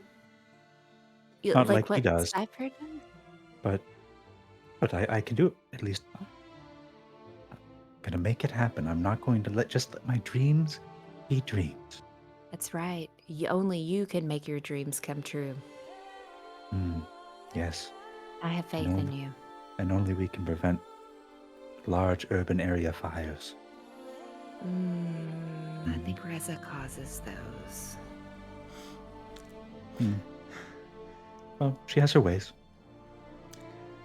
We should But be off. only we can keep her from doing it.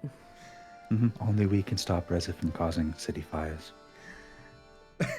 So, as much as I hate to do this, because I'm thoroughly enjoying it, I am going to have to Yep. I am waiting for the curtain to be pulled.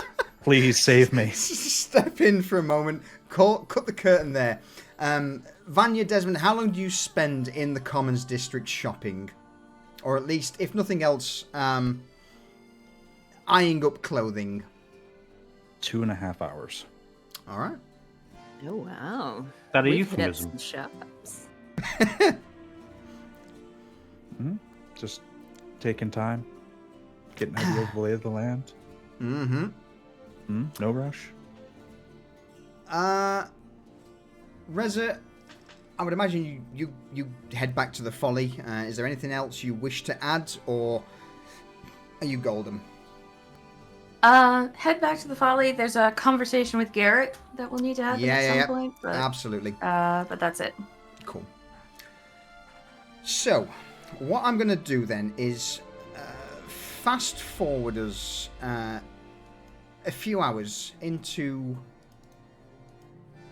late evening. By this point, Vanya and Desmond have returned from their outing into the Commons District. Reza, you two have returned from Market Row with stone sculpture in hand. Cypher, you've been out and about around the Folly and the bunkhouse, conversing with a few individuals. Garrett, I imagine you've been still perfecting the craft, modifying the sculpting the blackthorn and tending to the garden. Is that correct? Yep, I'm finishing the bloodshot for Asmund. Perfect. So with that, I'm going to say that you've spent the majority of the day just nailing down the last few elements of the bloodshot to the point where it's now bottled. Are you bottling it or are you just barreling it?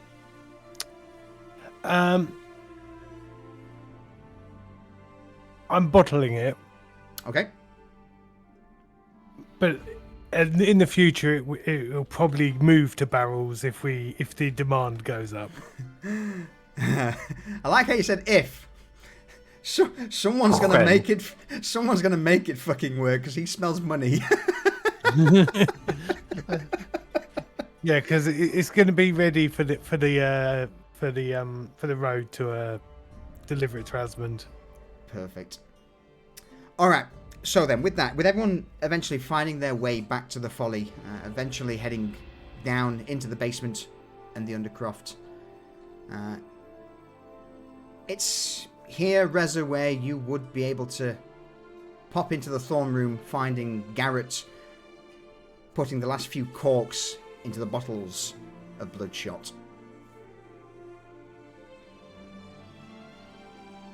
So she's going to tap on the door to his inner sanctum and say, Garrett, do you have a couple of minutes?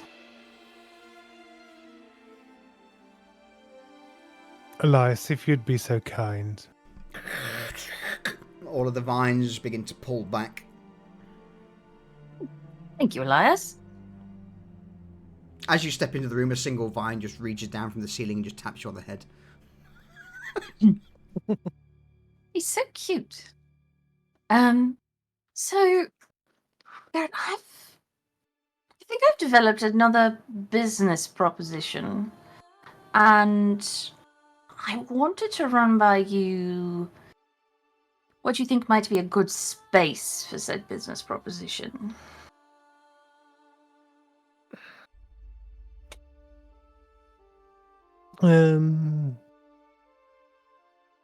Tell me what you have, and then we'll see what we can make of it. Right, so I have developed an interest in stonemasonry. We've got all of that old stone downstairs in the ruins, chunked out to almost perfect sizes to make into something nice to sell. You know, I may have made a deal with a stonemason this morning for lessons, so that we could have another potential source of revenue in the decorative arts. Yeah, so recycling, if you will. Upcycling, I like to call it, because we're literally bringing it up from the below. Yes, yes. Are we talking just the blocks for building, or making something more decorative? Perhaps more decorative. I don't really think there's a market for dressed stone blocks in Market Row, but perhaps something we could get into either the commons, one of the commons, or coin flow potentially.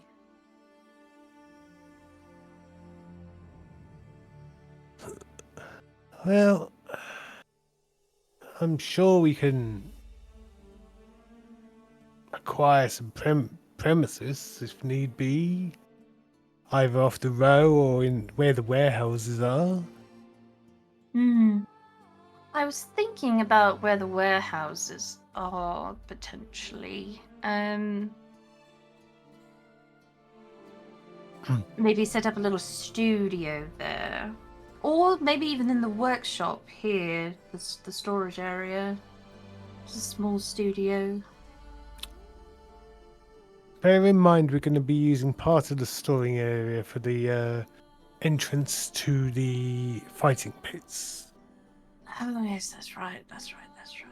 But- One thing I will quickly say is that both of you would remember that the warehouses are very, very close to the canals.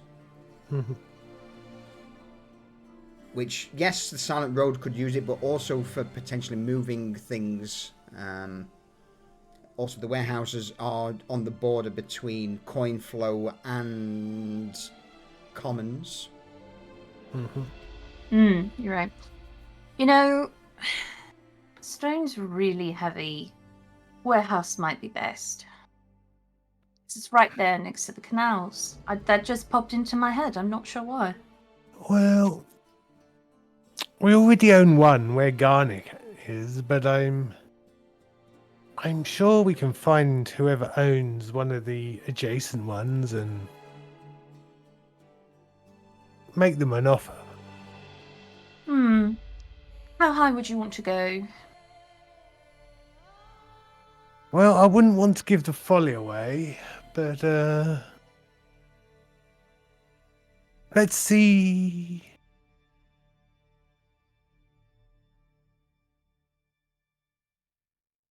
If we're buying the premises, I could make a reasonable offer for the price. If it's just a rental agreement, I think we'd probably want to own. yes, I would prefer to own.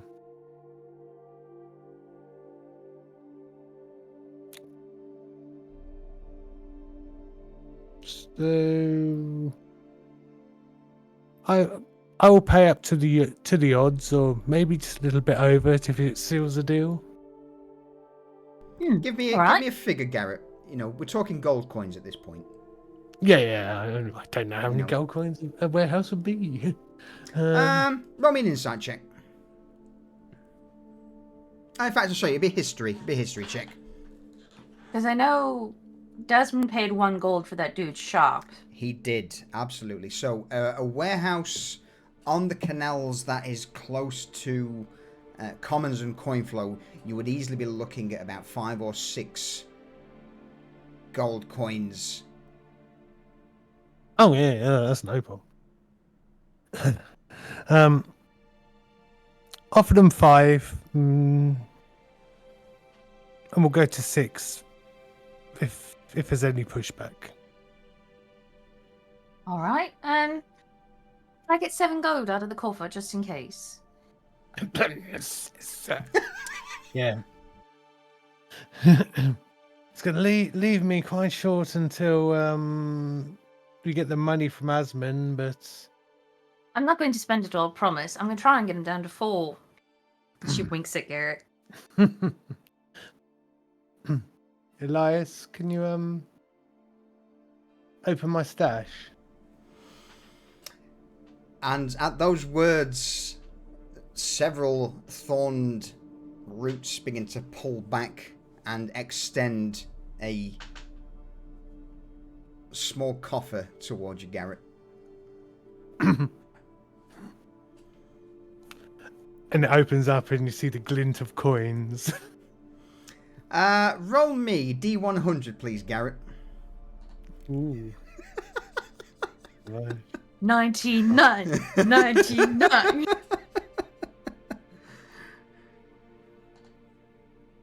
Oh, it's actually 1D100. 1D100. It's not working. Uh, There we go. It's not bad. As the root opens up this small stash of Garrett's, you peer in, and Reza, you would at a very quick, 2 + 2 is 4 - 1. That's quick, 3 quick maths. It seems there's roughly about 70 or so gold coins. Your boy is loaded. I was unaware that Garrett was the type of fae that is also a leprechaun.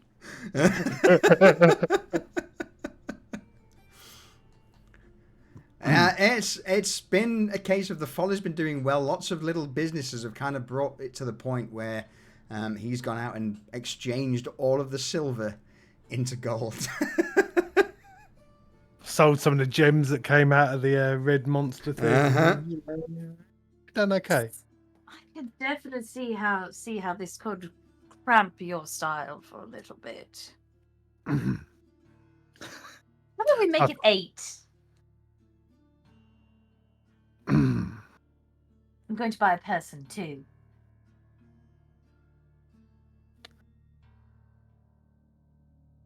I'm not even going to ask.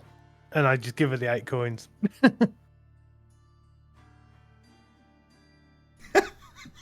Reza puts them away in her pocket and looks extremely smug and pleased with herself. Garrett's been breathing in the bloodshot fumes all afternoon, so he's in quite a good mood.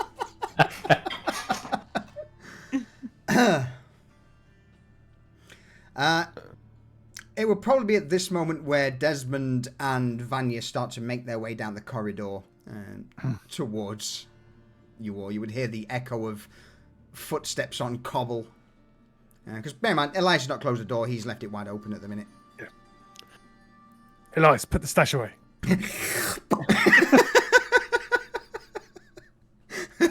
The roots quickly slam the box closed, draw back into itself, and immediately all the vines begin to wrap around it and drag it into a secluded corner of the room.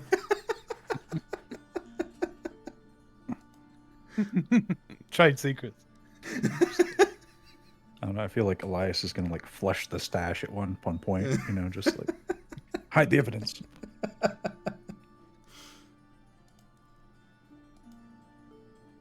Never in the same place twice.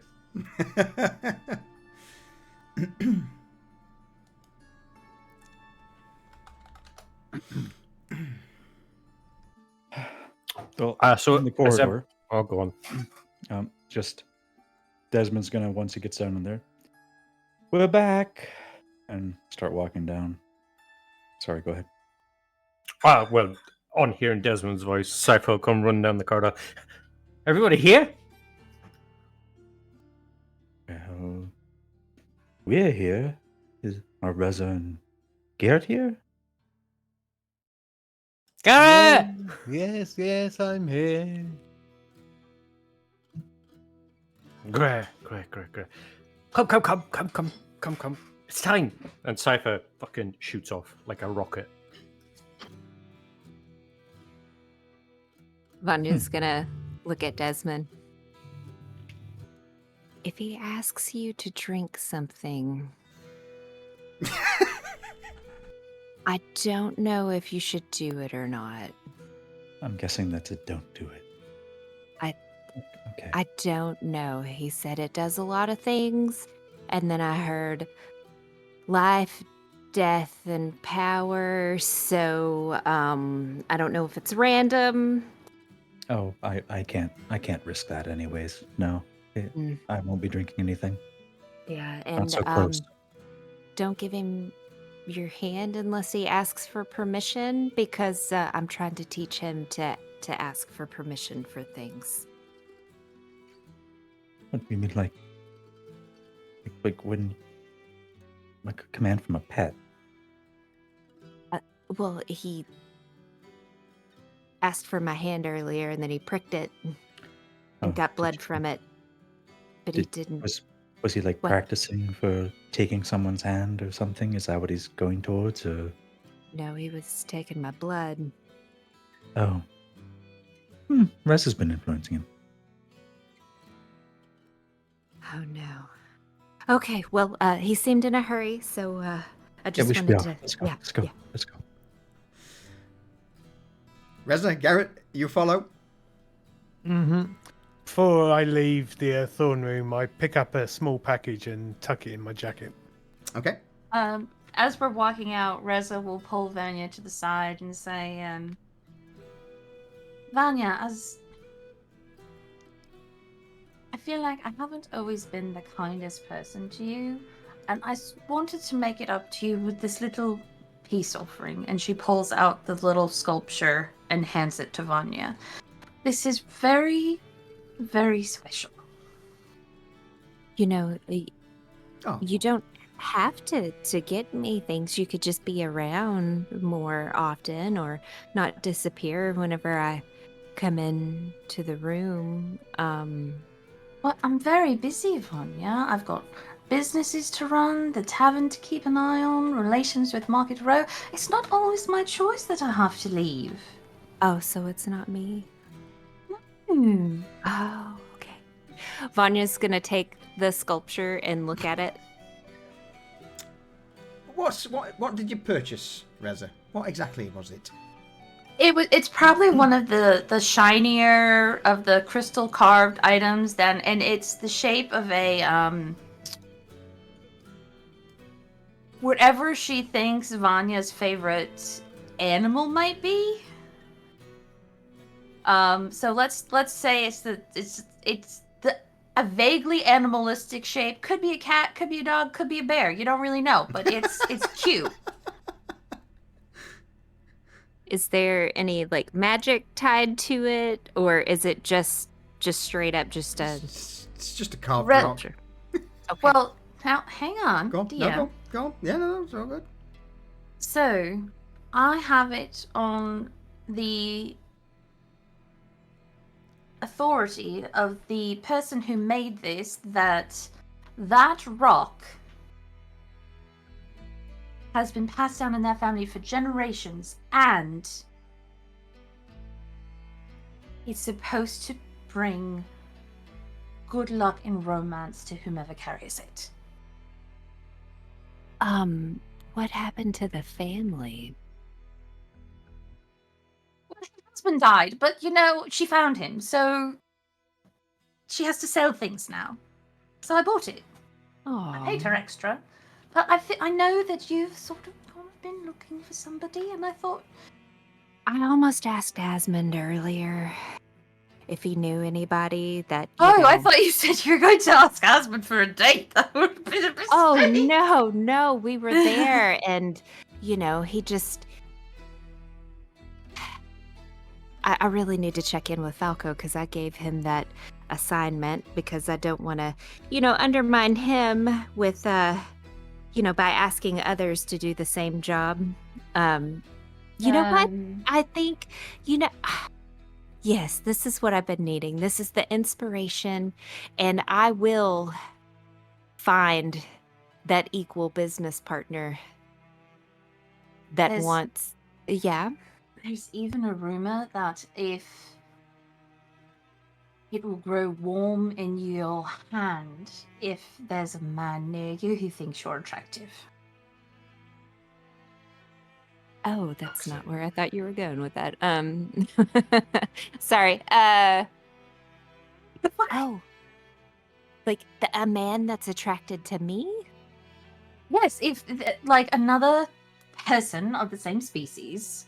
Like if say it's in your pocket and if you dip your hand into the pocket and the rock is warm in your hand, that means somebody near you is interested in you. Is this, can she tell if she's telling the truth or not? Reza, roll me a deception check. And Vanya, roll me an insight.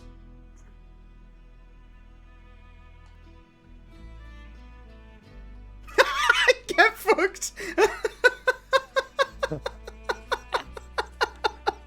Oh, Vanya, I'm so sorry. She's so enthralled with the idea of someone liking her, like, because she's never had that before, that she's just completely like just hanging on every word that Reza is saying right now.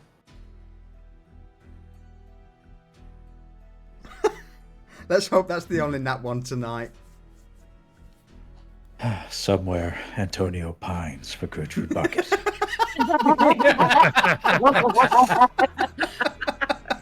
Ew.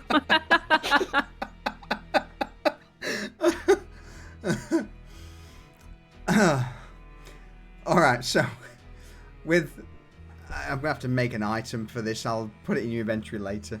Just so you've got The love rock. Is that what we're calling it? A love rock? Yeah, it's the love rock. Alright. I will add the love rock to your inventory later, Vanya.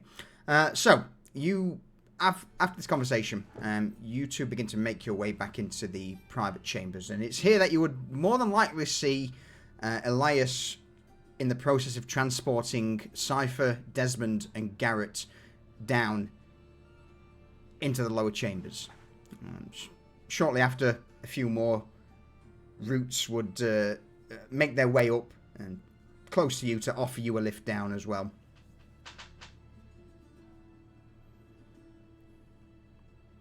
Reza just kind of hops onto the vine like she's been doing this her whole life, and it's the perfectly normal thing to get lowered down into a pit by a vine. Yeah.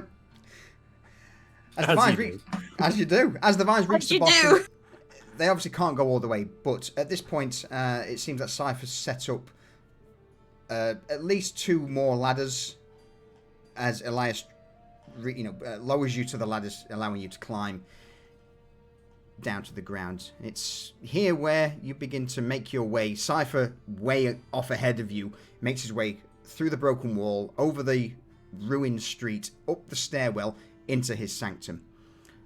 And you all follow. Why do I keep choosing the really ominous music? There we go. Do you all follow? No reason whatsoever. And Reza Yes. follows. Alright. DM's been busy. Welcome to the new sanctum. Oh, pretty. As Cypher pushes open the doors, the stone doors into the sanctum, you're met with the familiar, at this point probably damp air of Cypher's sanctum. The floors are clean, apart from a few small piles of rubble off to the side where Desmond blasted all of the rock into into these piles, it's relatively clean. At the far end of the room is the large 8 to 10 foot tall obsidian spire. That's the base of it seems to be almost like molten rock. It's not sculpted in the slightest, it's just pulled and then cooled around the altar at the far end. Cypher, I think at this point it's over to you.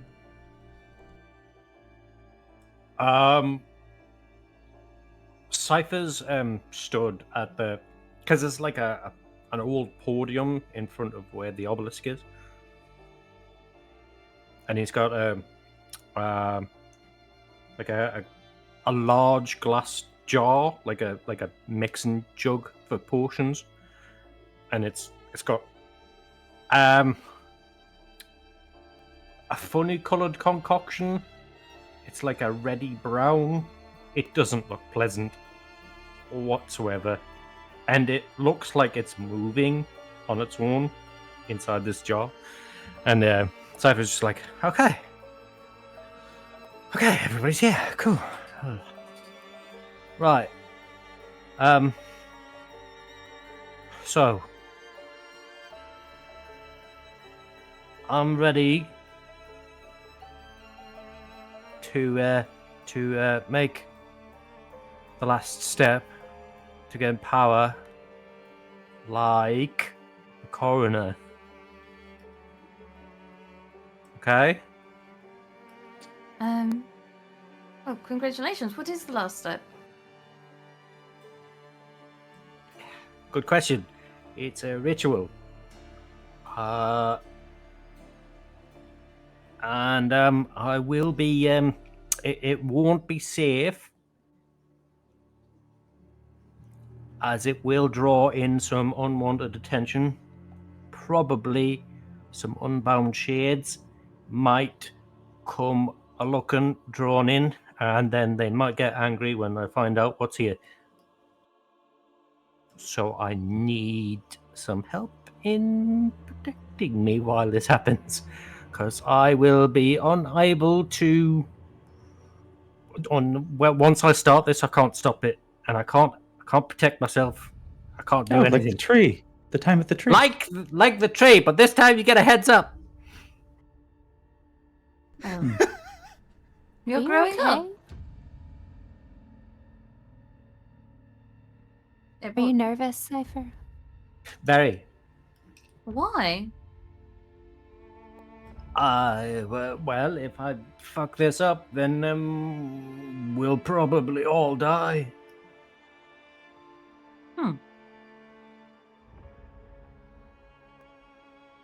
How does that potion that you were making play into this? It's the catalyst for my body. It weakens the bond between my body and the soul. Are you gonna die? See, it sounds like you're gonna die. Yeah, that's what I was gonna say. Cypher in Abyssal will say a few words. And what are they? Death is only the beginning. Reza kind of chuckles. Say that again, she says in common. Yeah. All right. Let me get my stuff. And Desmond's going to start walking away to go get equipped because he's not wearing his battle gear. Let me go put the good stuff away and get tidied up here. Okay, get yourself prepared, and I'll meet you here when you're ready. Okay. Okay. And Cypher's going to start stripping. And as Cypher begins to strip down, before we get Garrett and Vanya in on this, I'm probably going to call a quick BRB. I think we're going to need it. Mm-hmm. Good call. So, we will... we'll be right back as what sounds like another fucking dryad assault against the trees beginning. Who knows? It might not. It might be fine. It's not going to be fine.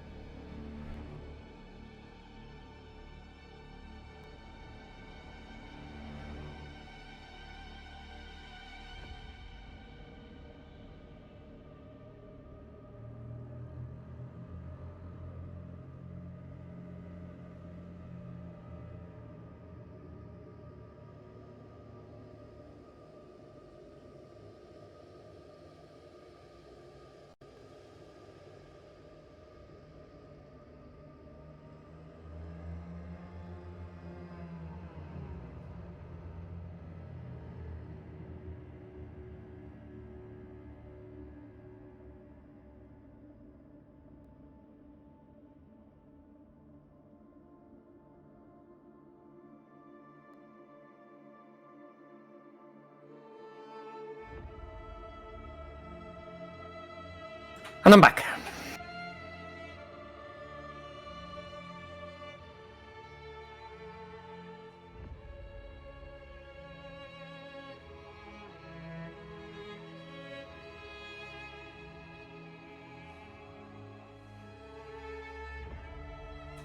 Wow, Yeti. Can't believe you say that.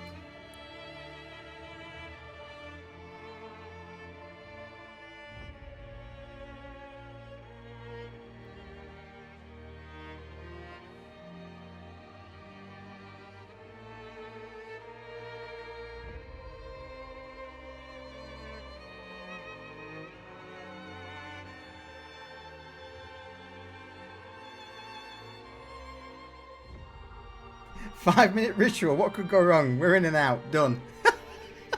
Sorted. Easy. Piece of piss. Yeah. We do it every week and twice on Tuesdays. Fine.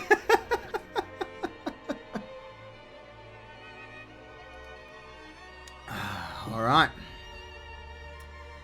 So, I'm going to bring us back in since you're back, Garrett. What's Garrett doing?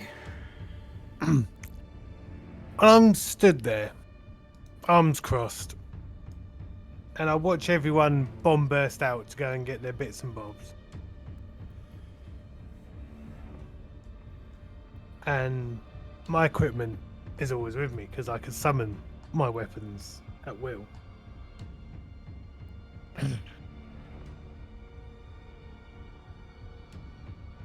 And I sit. I stand, sorry. Eyes boring in cipher.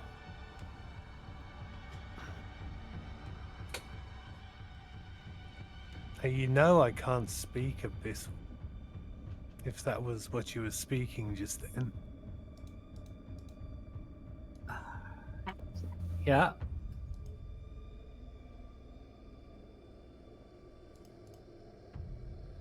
Is there a rough translation?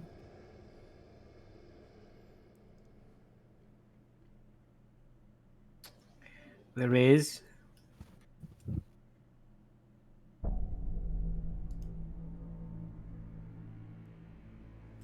You know I can't lie to you, right? I know. Yeah, I know you know. You want to know what it is, right? Of course I do.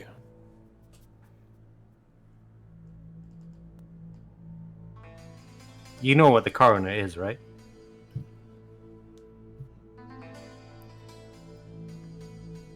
Yes, I know what he is.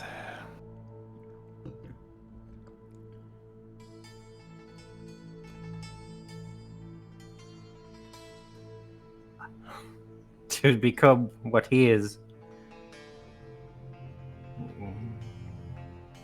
needs a sacrifice of one's life. Mm-hmm.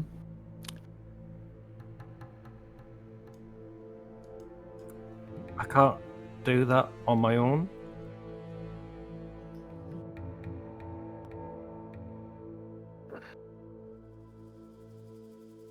And Tell you... is everybody else gone? Yeah, To yeah, get it's you and me. stuff? Yeah. No, Go on. Yeah, Vanya. Vanya's still in there. I mean, Rosa was there too. She's just kind of like stepped back and giving them space. Vanya's over in the corner because Cypher was stripping down. She's stripping down too because she thought whatever is about to happen is going to get messy, and she had her shopping dress on and did not want to get it dirty. Reza just took her linen tunic off that was over her Rock and Wolf chest piece and set it aside.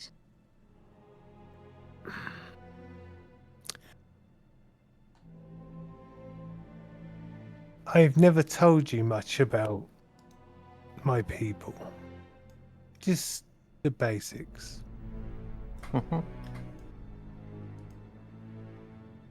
We are the Court of Winter. And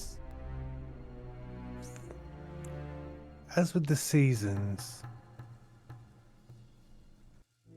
for people to grow again, there must be death. As the crops, the plants die off in the winter, in the spring they are reborn anew, so the cycle can complete once again. So the people, the Winter Court, don't see death as an ending, but as a starting point for rebirth. So after the ritual, if I'm not strong enough to do it, would you do it for me?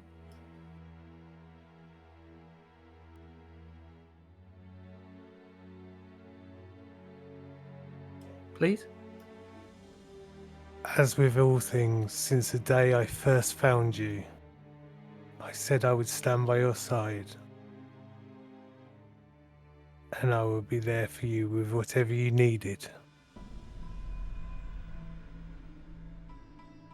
And you know that I also cannot lie to you. I know. Let's say if that perks up. Okay. Game face, yeah? Why are they stripping? I have no idea. This is still wearing her armor.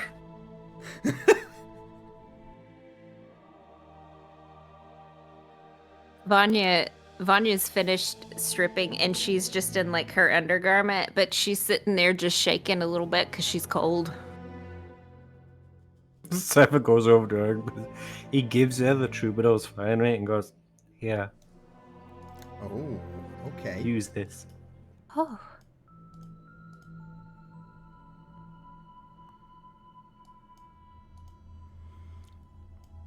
There we go.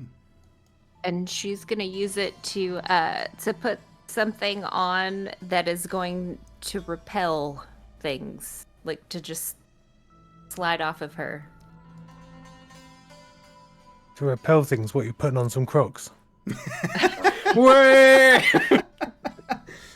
I was So- almost thinking like some kind of latex or something. Yeah, I mean, this is the thing with the Troubadour's Finery. Whatever you can bring forth in your mind, Vanya, it will transform into.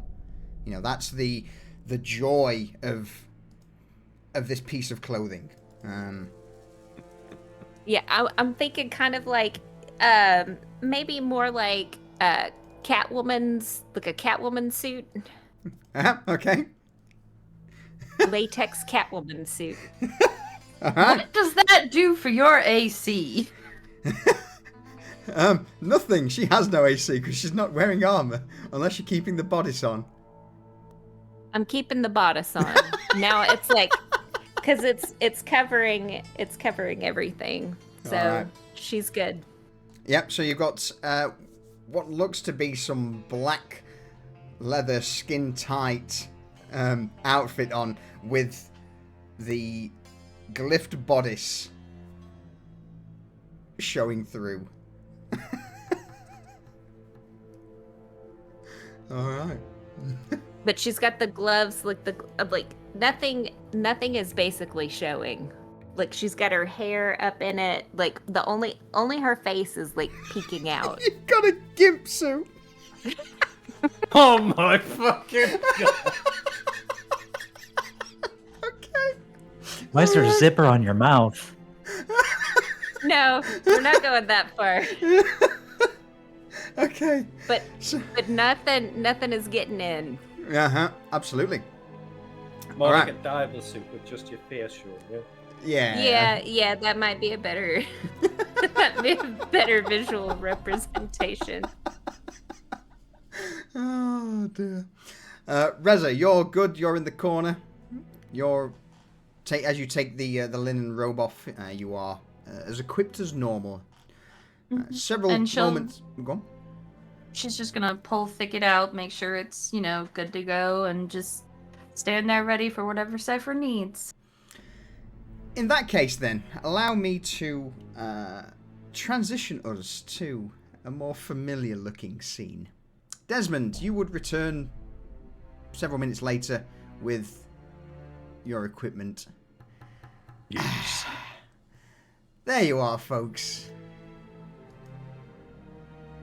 Position yourselves wherever you would like to be.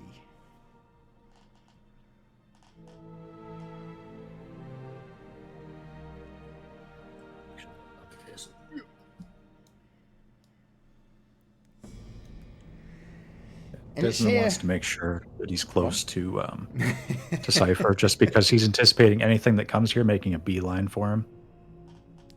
And possibly the obelisk, so he's going to be right there. And these, that thing is a column?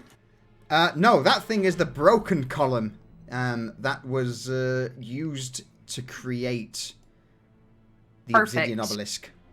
Then I'm on the perfect side. Absolutely. All right.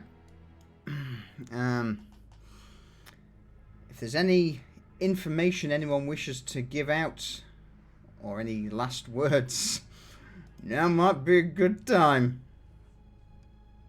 The only thing that Desmond's going to say is, Vanya, are you sure you want to be down there on your lonesome? Well, which way are things gonna be coming? Like, are they coming out of? Just come up here near Reza. Towards the obelisk. They'll be coming towards the obelisk from outside. Didn't know if they were gonna be coming out of your obelisk or. Why? Ain't no shades in there. Well, I don't know. I've never done this. Fair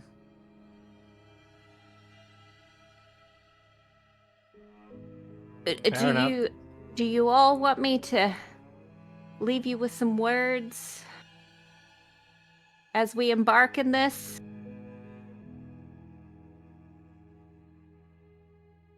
Do you have any yes. wisdom? Yes.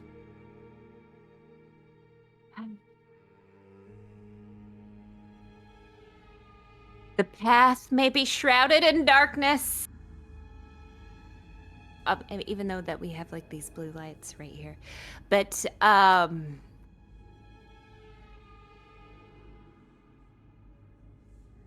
even blind courage can find its way. So let us all take a leap with Cypher, despite our uncertainty.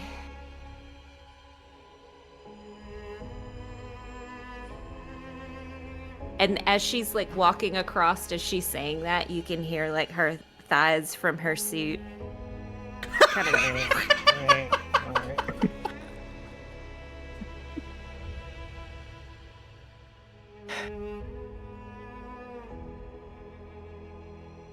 Okay, just one last thing. Desmond, you might need this. And Cypher's got he's got the last of the crystallized souls that he had in the jar scattered around him, and he has one spare, and he goes, you might need this for your weapon.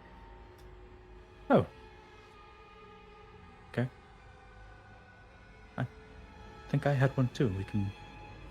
Oh, you got one? Yeah. Cool. I think so. No, I used it. The old governor. Right. Pretty sure. Oh, good call. Good call. Yeah, use this one. All right. And Desmond will break it on the iron hand. All right. Just as a reminder, I'll throw one in your inventory. Vanya also has a crystallized soul. She does. A crystallized soul. This small, pale crystal shines with a faint blue hue, holding the trapped essence of an unfortunate soul. When crushed, the soul is consumed as fuel to increase the potency of a spell cast. So when it's consumed, choose either an additional damage dice to the damage of a spell, or increase the spell DC by 2. But I will also allow it, if you crush it on a weapon, for the sake of what is to come, your weapons will be classed as magical, if they are not already.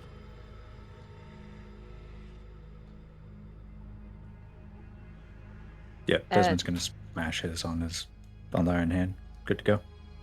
Is there anybody else who would need my soul for their weapon? Or are all you guys' weapons magical? My weapons are magic as fuck. Samesies. Okay.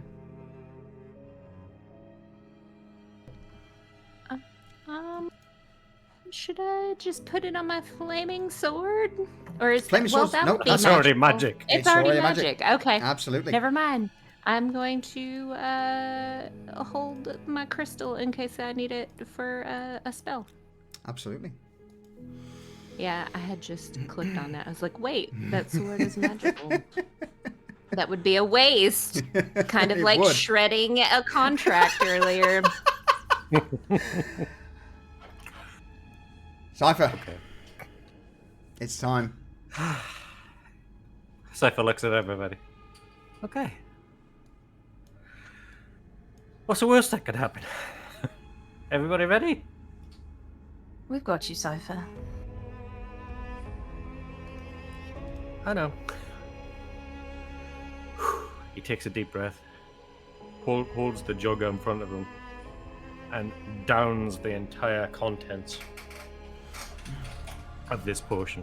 It has the blood of Garrett, Banya, Dwen, Skarn, our fucking friend, the Minotaur that just so happened to fucking turn up in the story at the perfect time. Thank you very much.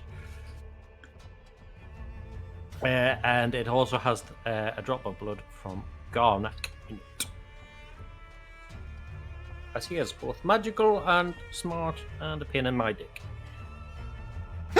Fair.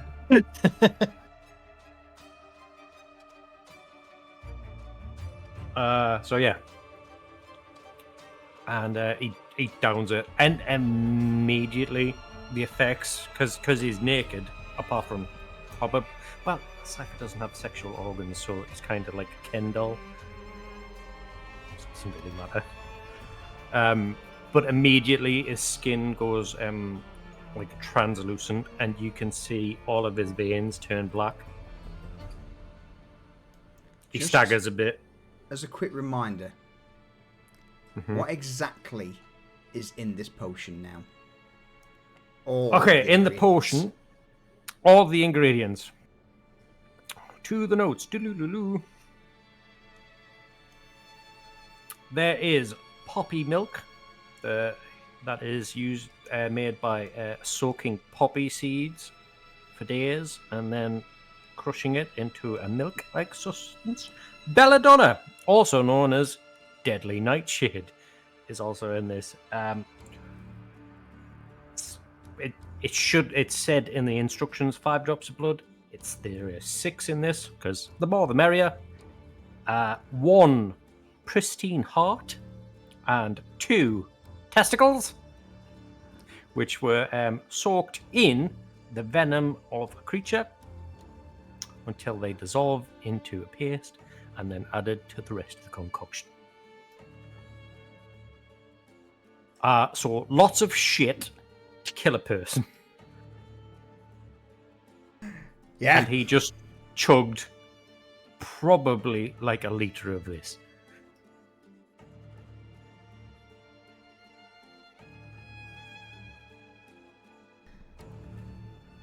So with racking pain now coursing through your body, your veins begin to blacken, Cypher.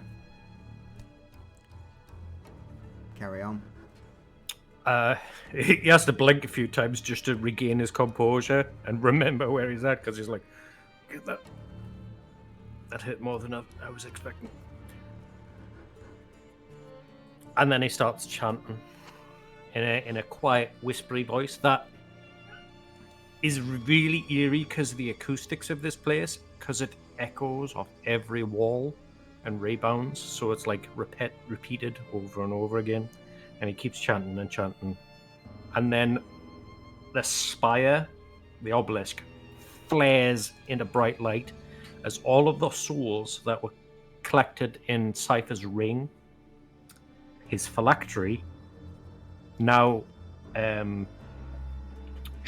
it's like a raging torrent of souls swirling into the air, going into the obelisk, and it's just bright and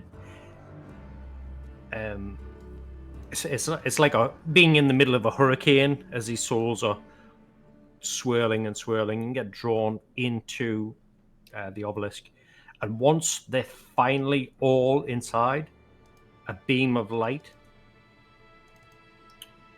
strikes Cypher in the face, into his eyes, into his mouth, and just seeps into his body, and he is lifted off the floor, and you see script start to be written. Cypher's mouth isn't moving, but for some reason you can still hear the words echoing through his mouth. So this, like, you can hear him chanting, but his mouth isn't moving. It's locked in a rictus scream with light going into and out of his mouth and his eyes, and he's lifted off the floor in a cruciform manner as script is slowly etched in blood on his body. It's kind of like somebody's taken a razor blade to him and is drawing stuff on his body. And Reza, you know the ritual that Cypher did last time? Mm-hmm. Think of that like tenfold, but instead of it being in a huge area, it's directed onto a single point, and that point is Cypher. Okay. So as uncomfortable as that was for you, imagine it directed tenfold to a single person. It's also, at this moment now, that one of the first crystals, one of the first crystallized souls that surround Cypher shatters. As it shatters, you would all begin to hear the creaking of stone moving. Was it stone moving? Or was it wails in the distance echoing down long corridors?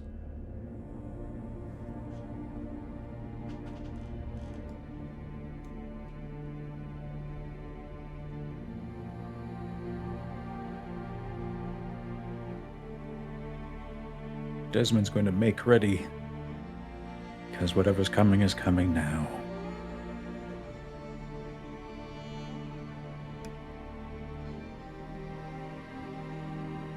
A few more moments pass, and the wails, screaming begins to grow louder.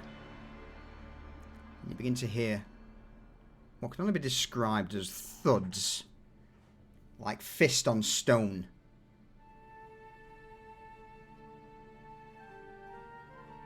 It's at this moment where you would all hear as the second crystallized soul around Cypher's feet cracks, that there is then a larger crack from all around. Something's buckling under an immense pressure. Cypher, I need you to roll me a twist of fate, please. Oh! What happened, Cypher? Okay, so Vanya and Reza, as the co-users of this spell, you help Cypher cast the protection from good and evil. It recedes in the face of whatever's happening here. It just kind of draws back, like the drawing of a curtain. It's still there in the background. It's very, very weak and very close to breaking. But it has not broken, just lessened in power. And those screams, those wails, begin to grow even more in its fervor, in its volume. Things are coming. Many, many things are coming. If anyone wishes to move or reposition, or if anyone wishes to offer any advice, now's the time. Does it sound like they're going to be coming through the entryway? Roll me a perception check, please, Reza. I'm gonna be doing that as well. Absolutely. You can either roll a perception as well. Do better than me. The sound is everywhere. Everywhere.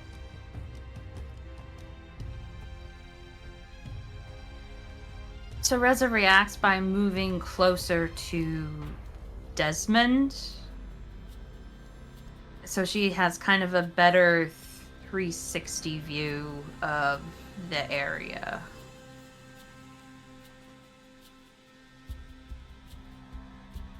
As the third crystal at Cypher's feet shatters, I need you all to roll me initiative.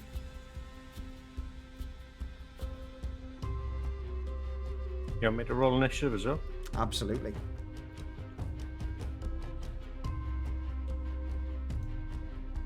Epic roll. I mean, it makes sense. You're focused on Cypher. Mm-hmm. What you would all see at this moment is hands first begin to make their way first through the floor, through the wall, all around the sanctum as shades begin to pull free of the stonework into the sanctum itself. And it's also here that you would notice that a lot of these shades are very similar to people above, just your average everyday person in Nova Stoya. Granted, there may be a few others who have weapons, who are bedecked in an old style armor from perhaps 50 or so years ago.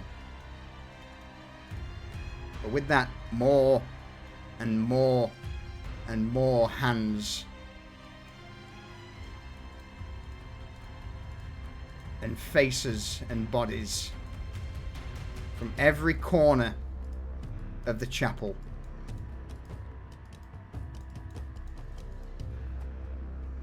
Desmond, you're up. Desmond. To the character sheet. Doodaloo. Features.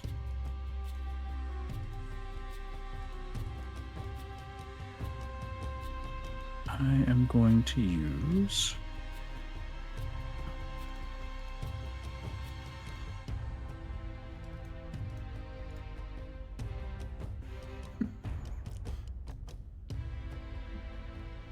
I'm just going through my abilities trying to figure which one is coding attack versus ambush. Do you want a moment? I think he's gonna just ready his action. So the first one of these that he's going to just go here. Okay. And seeing how this is laid out, he's going to go here to try to. He's just going to ready an action to attack the first couple of spirits that approach. All right. You're holding an action to attack. Any bonus actions? I'm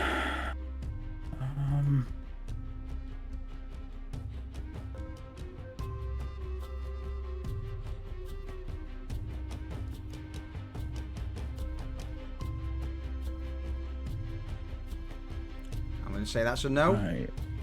Let's say no. I'm taking 2 on. All right. It's a no. All right. Cypher. What do you do?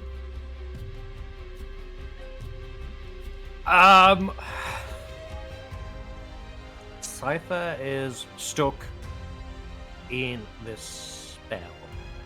But what you will see is Cypher's shadow grow really long and split. And then start to form into 2 humanoid-ish shades. You might recognize the outlines of them. One is the helpful shade that he uses to carry stuff, and the other is the aggressive shade that he uses to yeet things at people to kill. They have left his shadow of their own volition to protect their master. And they will both charge the closest thing to them and just grapple them. All right. So the closest ones are the ones on the point. Yeah. Just roll a straight up attack. Actually, grapple. Go for acrobatics or athletics.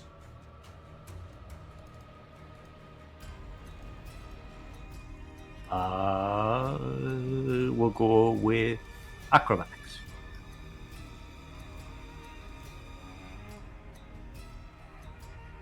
Oh man. One at the bottom got a 10, one at the top got a 1. But that wasn't a crit fail.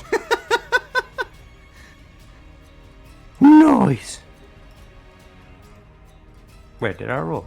No, you didn't. That was me rolling. You need to select your own tokens. So one at the bottom or one at the top? Is that one at the top? Yes. One of the... One at the Yes. top, yes. Yes. All right. One at the bottom. Acrobatics. Yeah. All right. So, as the 2 summoned shades from Cypher just immediately leap out, diving into some of the oncoming unbound shades, and all of a sudden you just see that these it just almost looks as the 2 shimmering entities from both sides just begin to coalesce around each other. For the moment, those are locked down.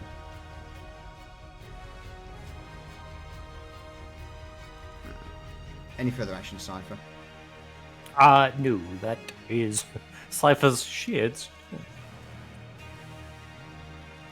All right. With that, then, Reza, over to you. Okay. So for her, and bear with me, first time I'm using this. So good.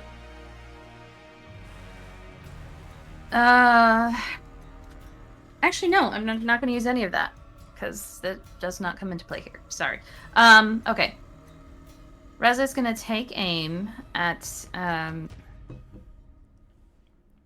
She is kind of like 360ing while this is all happening, so she sees Cypher's shade going towards one of the ones that's near Vanya, so she's going to take aim at the other one. Okay. That's near Vanya because she has to protect Vanya. So she is going to... It's going to be a magic arrow. Okay. Thicket, I believe, is a magic bow. Is that right, or am I wrong there? It is a magic bow, but I think... Did we have a conversation like that doesn't make the arrows It's magical? correct. Yes, that is correct. Yeah, Yes. so she's gonna fire a, Does it have to be one of the named... No, What was whenever the you name? fire a non-magical arrow from a short bow or longbow, you can make it magical for the purpose of overcoming resistance and immunity. It's just something you can do. Alright, Arcane so... Archer for the win. Yeah, so she's just gonna, like, whisper something under her breath as she goes to fire the bow, and this arrow is now magical for all intents and purposes. So she is, gonna fire Send it. at this bitch. 11. Enough. These things don't seem to be moving quick. It almost looks as if they are caught in some sort of energy that's trying to pull them towards the center of the room, but at the same time, they are grasping hands towards you all. Okay. So this is an aimed shot, Yeah. because she hasn't moved. There's She's no in damage. her movement. That's good. That's good. Came decent at the last minute. And that is, for a normal shade, enough. Beautiful. What happens to the shade? I At would least- imagine it. I might say, unless you want me to dictate the first death to sort of give you an idea on how and what's going to happen to them. Yeah. All right. Give me an So example. as you puncture the arrow through the shade, it immediately bursts from its chest, and all of the energies begin to coalesce around, and almost like sand in a sandstorm in wind, they begin to be drawn towards the center of the room in this obelisk. There would be the odd face and the odd hand that would reach out of this spectral mist towards you, but at this point, with its form being shattered, it can't latch onto anything, so it's just drawn into this maelstrom of energy around Cypher and the obelisk. Okay. So she kind of thinks to herself, okay, well it's not trying to hurt anything. Let's do that again. And then she'll move her gaze to the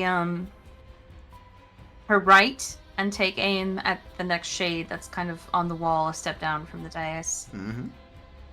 Fire again.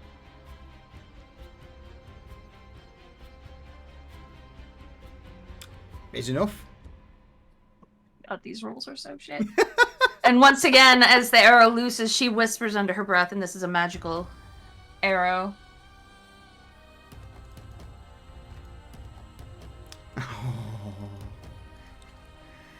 You would just see the vast majority of this spectre just blown apart by the arrow as the magical force rips it asunder.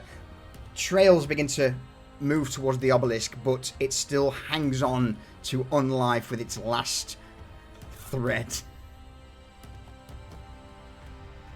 Okay. There's so many of them. Yeah, so Reza is just gonna be like, okay, we'll just... She's poised to take another shot when she needs to, and that's... I'm gonna call that my turn. So I Alright. don't have any bonus action worthy things to do. Vanya.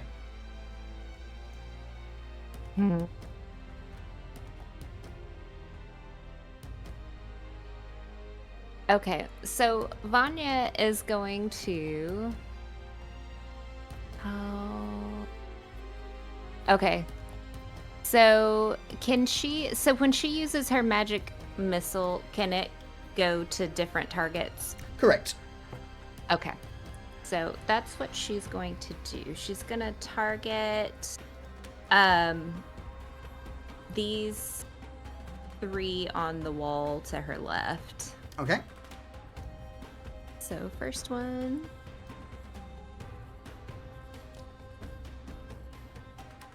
Just hit damage first. Just casting it at just level 1, is that correct? Yes. Alright, so 2 points of damage. Okay. Oh, Next did that one? not do it? Oh, no, it's not enough to kill it. Part of it's blown away. Let's do but... the next one on this one. All Let's right. go ahead and until we can kill one. I don't want to just piss it off. 3. Yeah. It's good, but It's not enough. dead. No. Damn Hello. it! Make No, you're- this easier, Solution. You You are you are aiming? rolling terrible. Are you aiming at the one Reza got low? Yeah. No. You've got the Nope. other one targeted. So everything's going at the one next to it. But you're intending to hit the one that's low. Were you intending to hit the one that Reza hit? Yes. Yes. All right, Yeah. in that I was case, then- targeting at the wrong one. Ah. Yes. In that case, what I will do then, that first shot will be enough to kill the first one. Okay. So the one closest to you, as you, yeah, go on. What happens to this one? It's gonna do basically the same thing. It's just gonna kind of, and then just sand into the obelisk. Obelisk. I can't say it. Obelisk. Obelisk. Words All are right. hard for this adventure girl. It's all good. Yeah. With that, then the So- second and third blast just smash into the other shade, blowing out most of its chest. And it's at the moment, it just seems to be legs and shoulders and upwards, making its way towards you.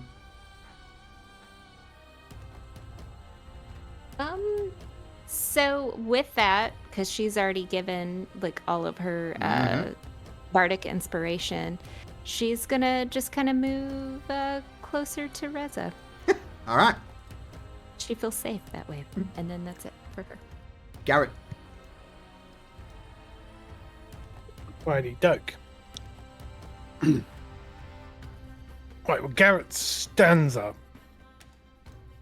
His bright blue eyes just cold.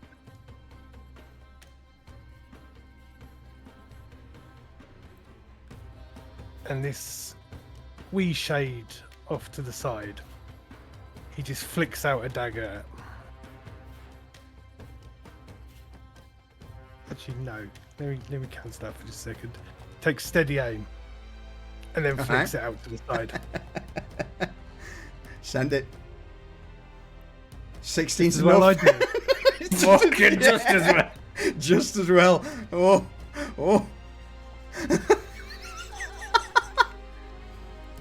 Oh, 8. It's not enough. That's Actually, fine. That's fine. Roll. In fact, I'm not even going to make you roll. I'm going to tell you what happens with this.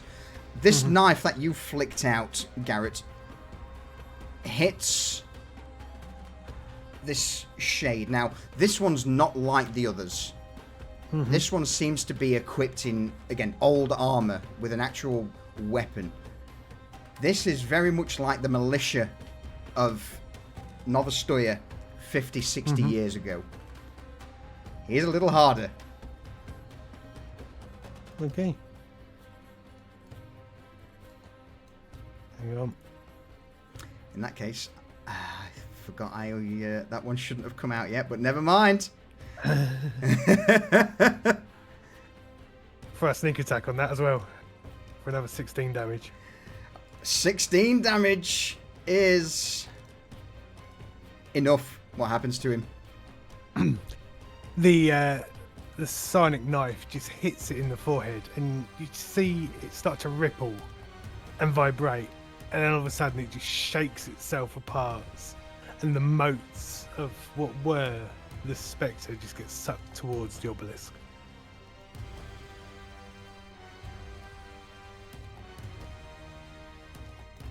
Excellent.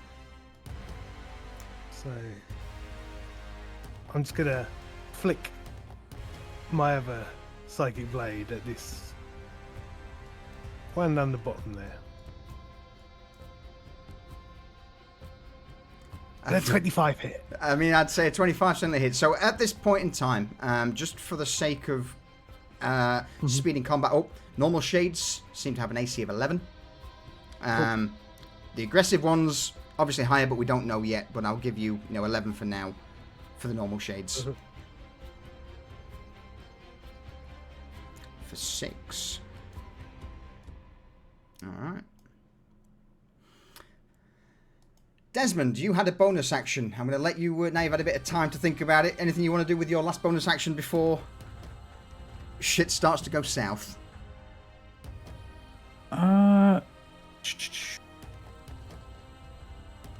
So, yes.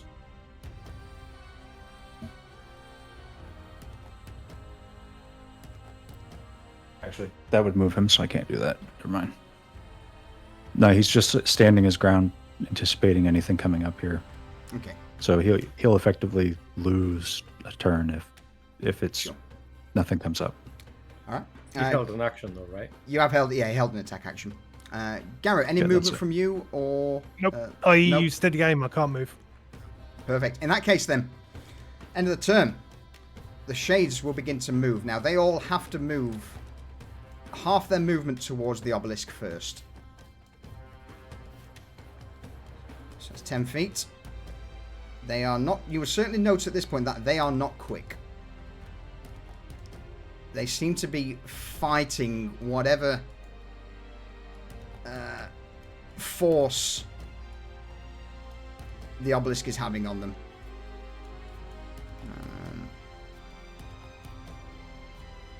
10 feet. 10 feet. 10 feet. 10 feet. Those closest within 60 feet of the obelisk will also now get a chance to move in a little closer. So that one would move next to you, Desmond. So your held action, you can use. In fact, why am I? They can pass through pillars. Yeah. They don't have physical forms. Yeah, exactly. They can go wherever they want.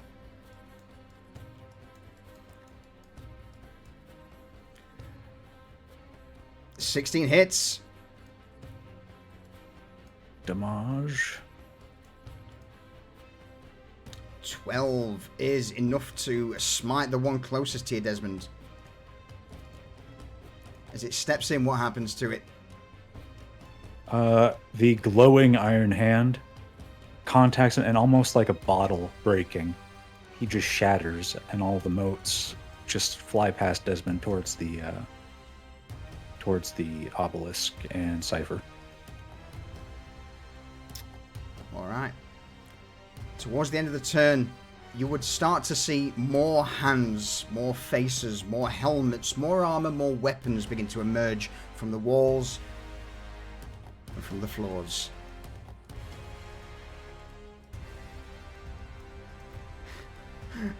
I'm so sorry.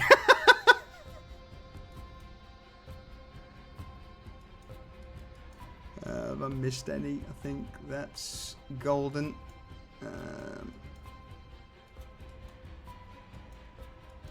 All right. So the aggressive shades will then... actually, sorry, I've missed one. One shade's going to attack Reza. Since that moved up close to her with a ghostly hand grasping out towards you. Mm-hmm.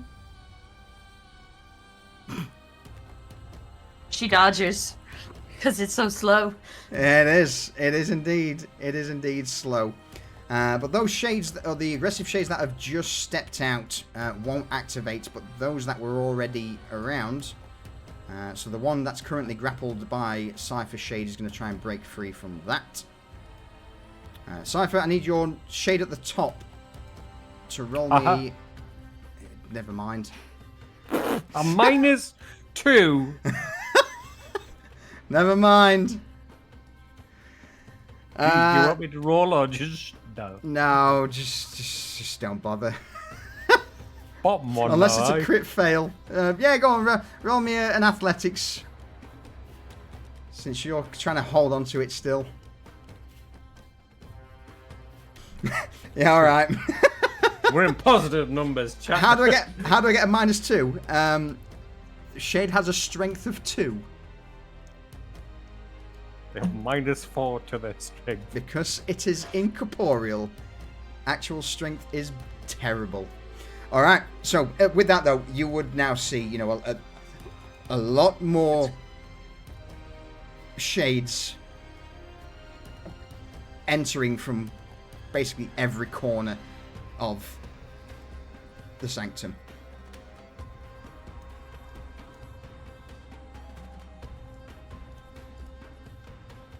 Top of the round, Desmond, over to you. All right, then. And Desmond is going to cross. Actually, just step right up here.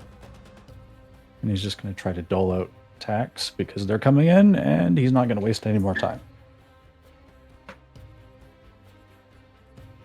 So this guy.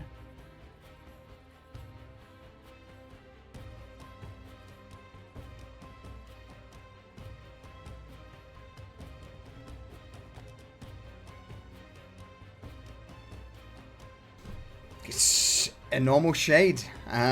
You can also surmise they only have 9 HP. Yep. So this one, he just gets the same treatment as last. It just upon hitting him, he just disperses. And second attack is going to go on the next one. Yeah.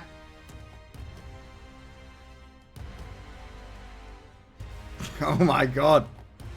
Go Desmond, go Desmond, go. So essentially, Desmond's just here, and he just steps up, swings through the first one, and then on the return swing, cracks the other one, aiming for the legs, and then realizing it doesn't matter because he just poofs into his the essence and starts floating and drifting towards, almost like the way that I'm imagining it is like a bottles of luminescent gas if it were cracked open and it just started drifting. Yeah, absolutely. So that's Desmond for the turn. All right. With that, Cypher, over to you. The two shades will just continue grappling, maybe try and bear them down to the ground. Or, okay. No, actually, can they try and drag them over to the obelisk? Open up their thing. They have an action called Hurl. Hurl. Features Hurl. Hurl. So, Go on. all right, so he's gonna try and the top one is gonna try and throw this this aggressive shade into the obelisk. All right. Needs to make a DC 12 Strength saving throw. Dread Charybdis, welcome to the fold, good sir. Oh, that was a 12. -4, 8. That's fine. Woo! Solution fucking crippled himself by sending shades. What do you do? It hurls the shade into the obelisk and it hits. Yep. Is it like it is immediately of, eviscerated. Yeah, so yeah, it immediately hits it, and then you can see the panic set in, and it starts to freak out and just absorb into the pillar. And the obelisk is starting to get even brighter now that these new additions are added to it. What's the speed of these? They're pretty quick. 50 feet? Yep. Holy fuck! So this one's going to move 10. What I am going to say, though, if you move more than 20 feet, it's going to require a Constitution saving throw from your spectres, because they too will be feeling the pull of this obelisk. Okay, I'll just move it 20 feet to there. Okay. For now. That's a movement action, and the sudden one will try and do the same. All right. Throw a hill. That will attempt a saving throw. DC 12. You can throw it 30 feet. Okay, into the obelisk it goes. All right. More fuel for the fire. And then I'll charge off. Excellent. in that case, then, that's you done. Reza. Okay, so confronted with the shade directly in front of her, Reza's gonna just hold Thicket in her left hand for a minute and pull out the malice blade with her right and take a swipe at it. Alright. The blade easily Hits. carves into the shade. Yep. And it turns into its little gaseous form and does its thing. That too And- is drawn in. So go on. And then she's gonna be like, okay, this is all getting a little bit more serious here. And she resheathes Malice Blade, pulls her bow out for a second attack, and I'm gonna use Split Shot. Okay. Oh, I can't use Split Shot. Apparently I already used it. That's fine. That's a long rest item. Never mind. She's not gonna do that, but it's still gonna be an aim shot. Has she noticed? Yes. There's a visible difference between the aggressive and the normals. There is indeed a obvious difference. The normal shades appear to be more like townsfolk, whereas the aggressive ones seem to be... in fact, Right. for you, Reza, you would recognize their armors. Oh, I know. They might be people she knows. So she's gonna be like, these are probably more dangerous. And so she's gonna aim for the one coming up the aisle that is in armor.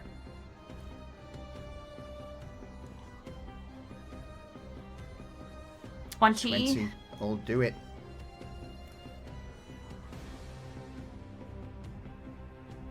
For 8. Alright. Certainly not enough to fell him. But the arrow would pass through. This burst of soul energy would rupture out and start to twirl around in the air before shooting towards the central obelisk at the far end of the room. Yeah, and once again, she did a brief whisper when she fired the arrow, so it was a magic arrow, obviously. So, that's gonna be it for me. All right. Vanya. I'm gonna wait on that one. Okay. She is going to cast. Sorry, I just last minute changed my mind on what I was going to do.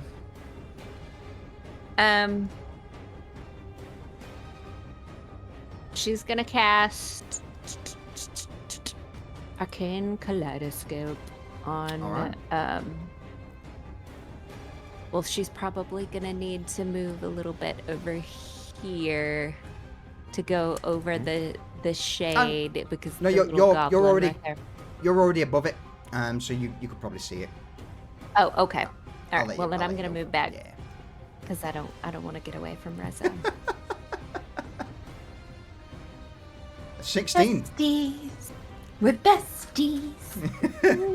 Say you like glue, you can't get rid Holy of shit. me. Number. Yes. Yes. Like, what happens to it, Vanya?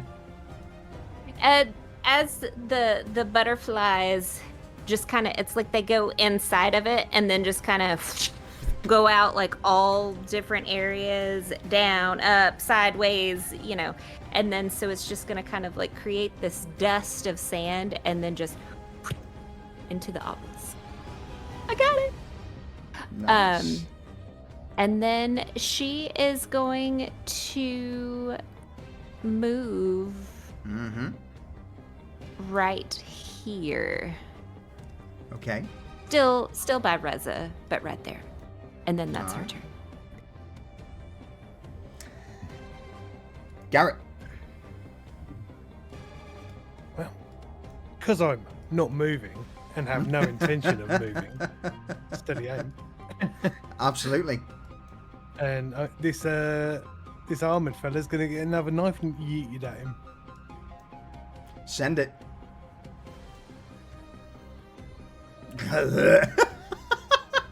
think that might hit. I think it might.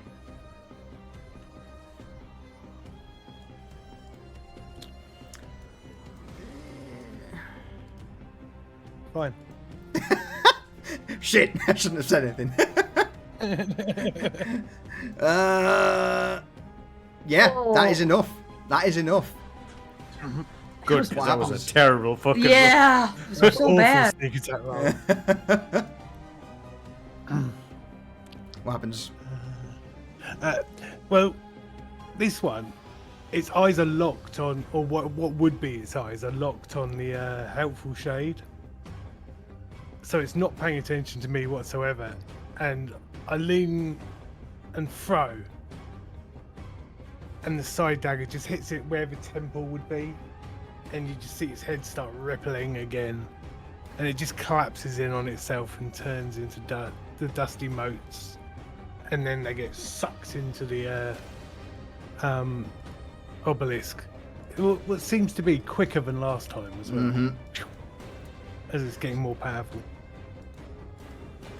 So that's the one at the bottom. I got rid of the wrong one there, so bear with me. Let me bring that one back and get rid of the one at the bottom. So I've just realised which one you were targeting. Yeah, the one that was Yeah, there. He's had gone. a sword. Yeah, no, he was. It was still enough to get rid of him. Excellent. Yeah. All right. And with my second attack, I don't think it really matters which one I go for, so I'll go for that one.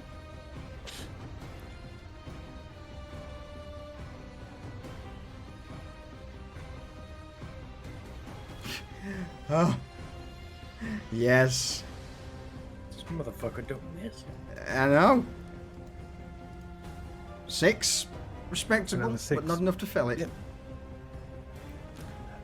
My offhand dagger is never going to kill things. But No. All right. So the shades then will lunge into action. They know Cypher shades are not living, but the first thing they have to do is move 10 feet towards the obelisk.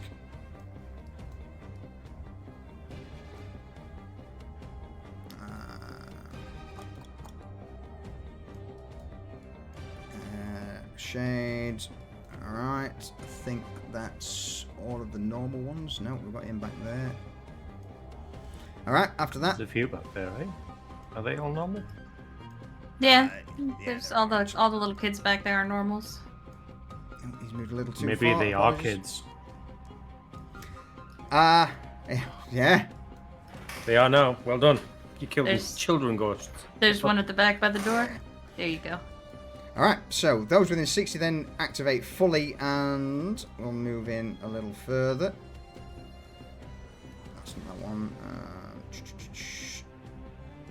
So with that then, up front, 3 of the shades, as they are being torn and ripped towards the obelisk, one's going to lunge out towards Desmond, this guy at the bottom first, with a clawed hand. 15. Would they ignore armor because they're incorporeal? Nope. It's still. Then no. Yep. No. It's so armor. AC is not just armor. That's just your your general ability to dodge an incoming attack. But he's gonna have another crack at you. The one next to you. Never mind. Last but not least, this one here is gonna lash out towards Vanya. Oh my god, man! My rolls. So that's the shades done. All of them just, as they're being torn, pulled towards the obelisk, they're reaching out towards you, but they just can't seem to grapple or grab anything. The aggressive shades.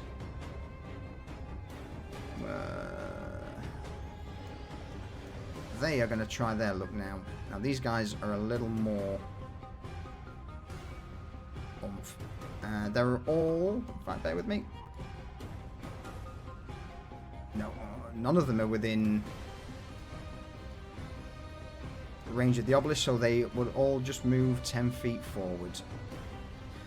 The reason they're moving slow is that, yes, they are, again, being drawn to the obelisk, but they are being drawn unwillingly, and they do seem to be fighting this at every turn. Missed that guy there. You can come into the fight. Alright. At this, so this is the second round of combat. So another 2 of Cypher's stones around the ritual have cracked, broken, turned to dust, and been sucked up into this vortex. Now, emerging from the walls seem to be more figures. This time wearing armor and weapons of, well, it's almost like these were once nobles of Astoria.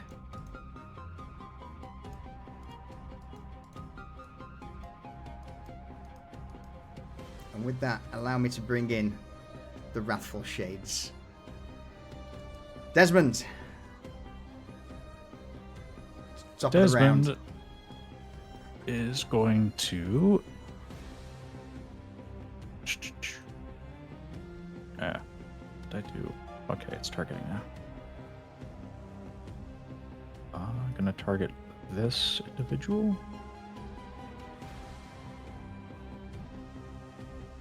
Absolutely.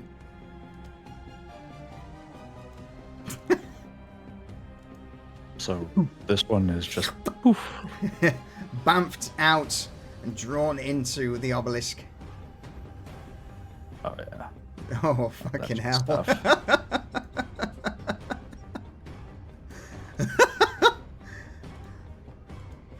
Ah, like So a scythe this- through wheat. And then targeting Vanya. Bait and switch. Alright. What's bait and switch do? I trade places with Vanya, and she's going to get a plus 1d8. I think that's how you do it. Just right? click the other formula button at the bottom, and that'll add it Oh, there sorry. for you. No, don't you apologise, Sorry. man. Yeah, Alright. so she's going to get that bonus to her AC until the start of my next turn. Holy so she's got a fuck. plus 7 AC. Ooh, She I has like 22 that. AC right now? What the fuck? And yeah, she goes back where I'm at.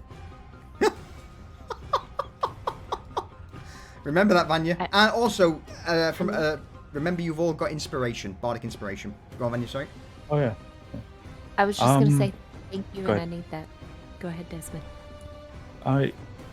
Desmond swaps places with Vanya, basically with the shield, just puts a little bit of pressure on her, and when she starts to lean back after being pushed, he just gives way and lets her slide back, and he just goes straight ahead of her, just shearing to the side in front of this apparition. Awesome. And then that's my turn done.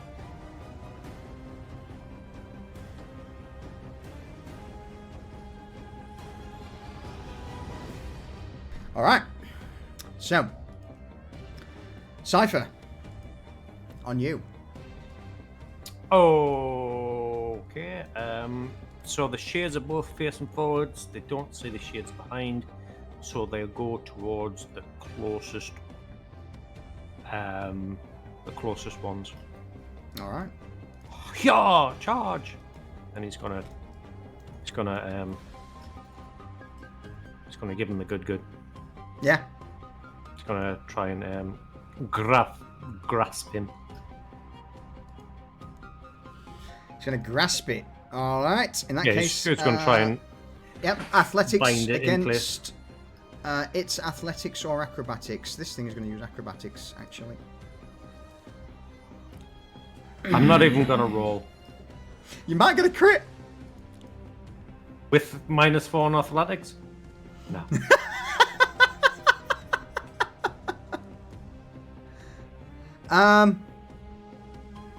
So, as...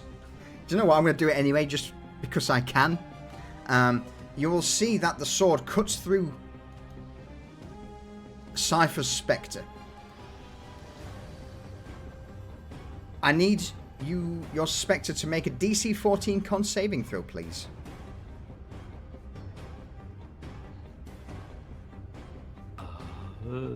Con.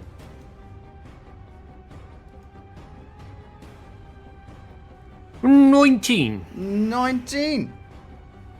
In that case, since I forgot to set up the actual thing, I've got to roll this manually on what it says.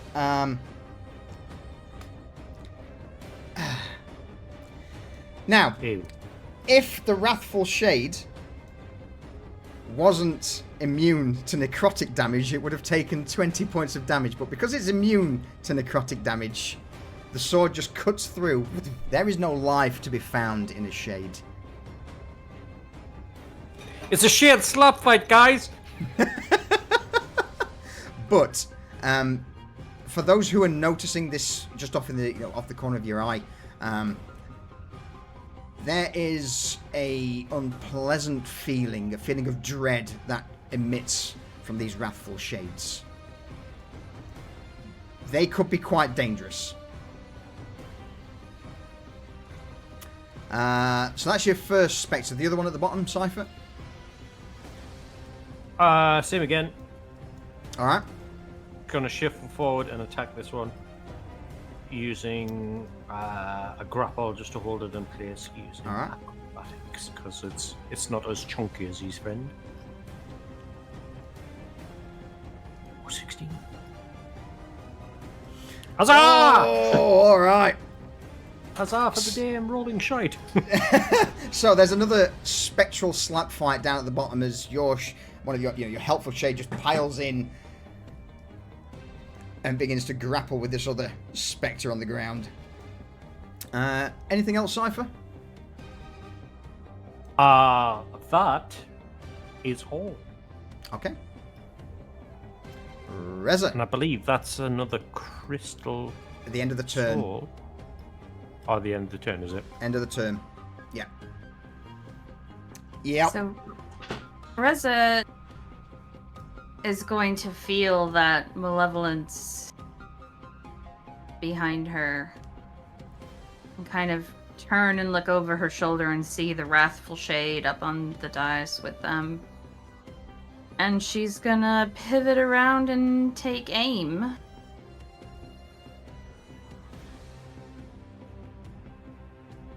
And since this one's giving off a vibe that the others haven't quite given off, Mm-hmm. she is going to use Grasping Arrow. Okay. Let me get it up there. Let me toss up Thicket first. And then Grasping Arrow. Grasping Arrow is a magical attack, so it does indeed affect the shade. You just need to hit it. Okay. I don't know why that rolled. 13 or more. Let's go. Never mind. So that's versatile damage from aim Yeah. shot. Yep. She's 6 plus. Does it take poison damage? It doesn't. No. Okay, so it's just its speed is reduced by 10. And it takes 2d6 slashing damage the first time on each turn it moves 1 foot or more. Alright.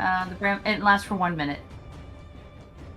So she's effectively pinned this one so that it will take damage if it moves. Alright. So she's going to fire again, normal aim shot.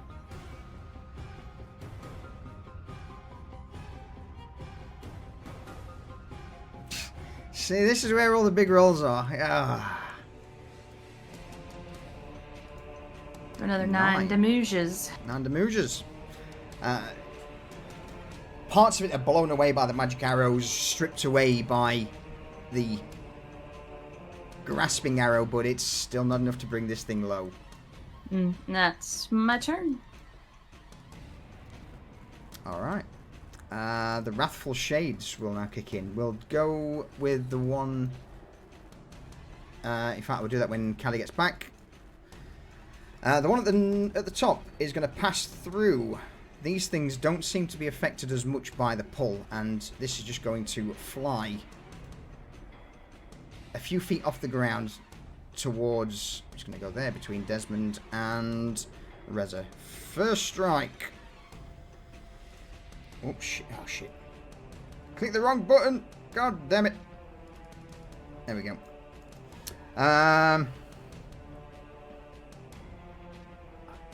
Yeah, Desmond.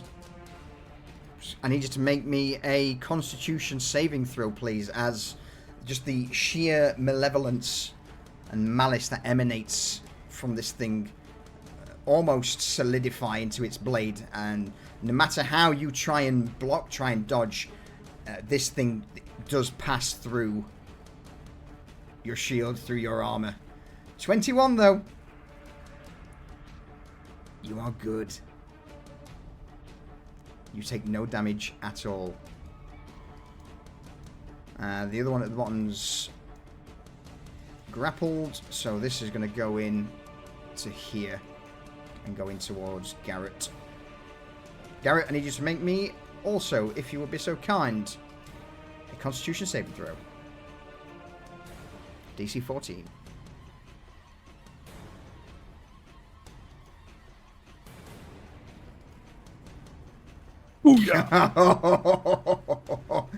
So once again, this blade cuts through, and you would see it pass through your clothing as you duck.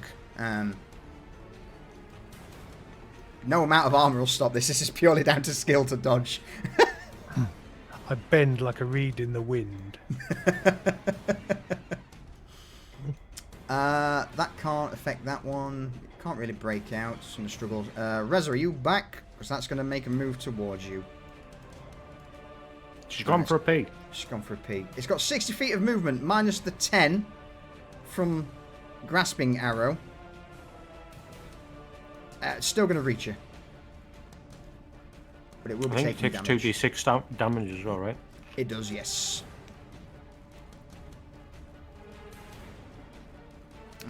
In that case, does someone want to roll that for me? Quick.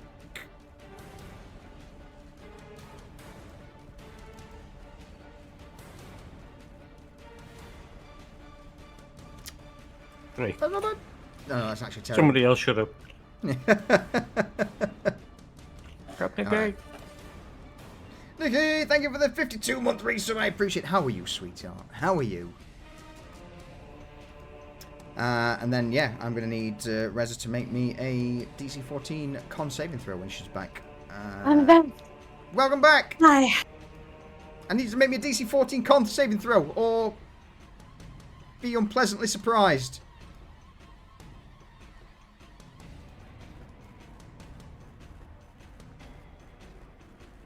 Oh. But... Oh, you're a vampire. You don't have life to drain. That doesn't work on you. Aw. Darn. What I will say though is that it will inflict its other thing, which is you are frightened by it. So you can't move closer to it. Would Fey Ancestry allow me any kind of advantage against that?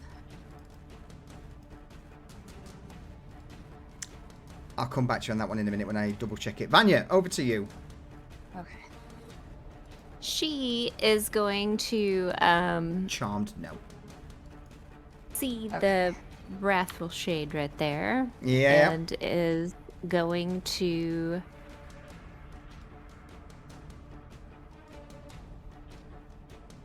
Oh, which one would do? She gonna do it. Just at point blank range.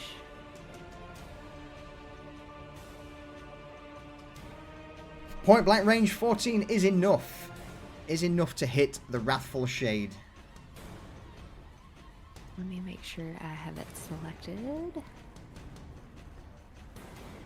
Boom. For 9 damage, and the next person to hit it, as a reminder, because this is something you need to keep tab on, it does additional damage to it. So hit this guy. And then that's, she's not going to move out of the way because she didn't want to take an opportunity attack. So that's it for her. All right. Quick question. I'm not doing anything with that 15 from the Wrathful Shade then, you said? So... No, nothing at all. No, apart from just being frightened so you can't approach it. It may not be, you're scared of it, but just more a case of you recognize these things. The Wrathful Shades are very much people who were sent down here. Yep. Yeah. These. Yep. I got it. Yep. I know exactly what she's feeling. Yep. Absolutely. Yeah. So that's what I'll say with it. But yeah, with you being a vampire, life drain doesn't actually work on you. Shit. And that's not a okay. And that's not a rolled attack. That's just a thing. That's a saving throw. Okay, got it. Yes, I'm with you now. Sorry. These. So just as a quick reminder, the blades from the Wrathful Shades. These are incorporeal blades. They will cut through everything. No shield, no armor will stop them. So it's just a case of dodging them, hence the saving throw. Cool. Yeah, they're not good. Not if they hit, obviously. But unless you're a vampire. All right, Vanya. Any bonus actions from you? No, because I don't think anybody's used their bardic inspiration and needs that again, right? They haven't. Oh, I forgot. I could. Never mind. Garrett. It's fine. Yes. Over to you, sir. Marvellous. I'm going to start by steady aiming. All right. Yeah. And then I'm going to stick a side blade up this fella's nostril.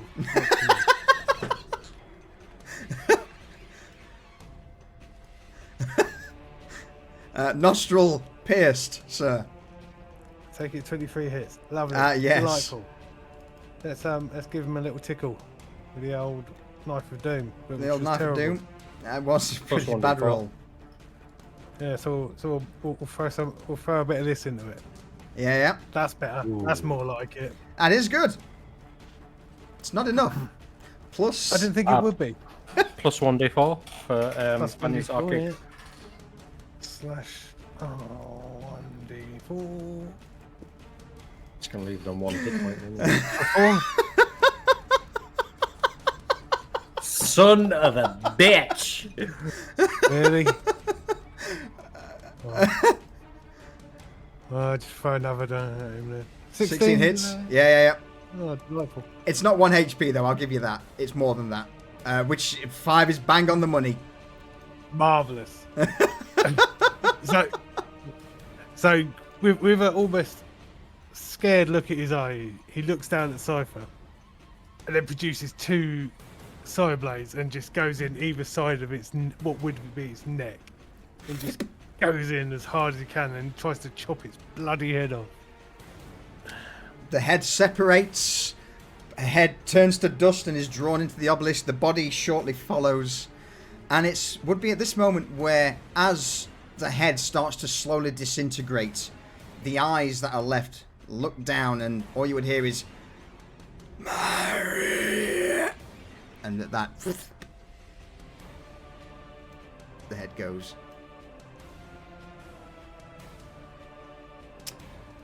The shades. Are there many left?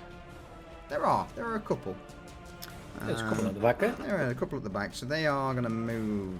No, he's not going to move there. It's too much. Shade. Shade.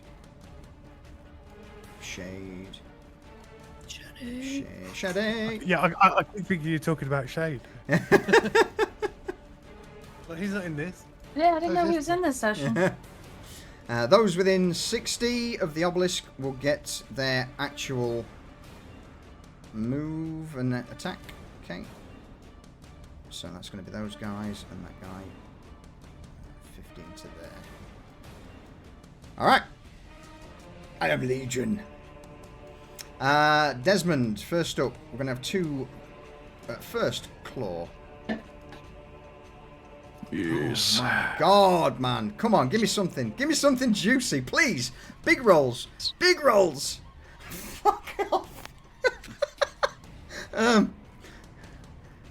Vanya with a 22. I'm gonna risk it. I'm gonna 18 risk it. Go on then. So this guy, he goes to attack Vanya. He gets a sentinel attack. Of course it You does. had that. Of course I it miss does. having Sentinel. Yes, I believe. So does Sentinel work after it's attacked? before? Let me put it on the board so you can see. Throw it up. Yeah. Because I know what's coming. I'm gonna roll a crit and I'm gonna hit Vanya with a crit claw and it's gonna drop her. No, you're not. I am. Please don't. That's exact. What is it, Vanya? You make your own destiny. What you dream will be. I'm gonna use some of your. You need to quit listening to me. When a creature within 5 feet, you makes an attack against a creature other than you. Okay, so it's making an attack, so I do get to do the attack first. So, roll damage, but Big Mama here is going to lash out towards, and it's going to kill her. But not before I roll this crit. Let's go! Let's go, Vengeance! big crits! Fuck! That's more than your last one. That's half of what you needed. Desmond, as this thing's lashing out towards Vanya, what happens to it? Desmond's looking at the two that are coming up towards him, and this thing skates past and starts lunging towards Vanya, and he just sweeps the mace down and around and says, "Nah, I don't think so," and just hits the thing, dispersing it. Right. That's the Shades. It's the aggressive Shades' turn now. So they get to move 10 feet forward due to Obelisk. 10 feet, 10 feet. Oh, I think... Here comes the pain train. I think that's all of the aggressive Shades. Yeah, it is. There. Alright. All within 60 of the Obelisk. Oh, yes, of course they are. So, you would see the somewhat armoured forms of ex-Novostoyan soldiers begin to make their way towards you, and with a slightly quicker pace this time. The one with the halberd charges into Vanya. A couple of others begin to scoot around the sides.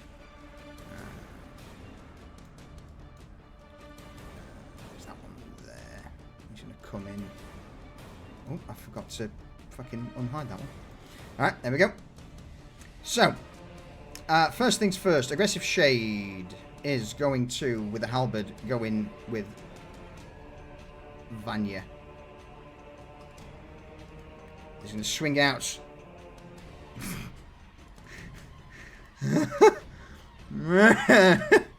Damn it. Gonna do nothing to Vanya. Next one's gonna be Desmond. Life drain for you, Desmond. 20! Does it hit? Constitution saving throw. Well, Yeah. Alright.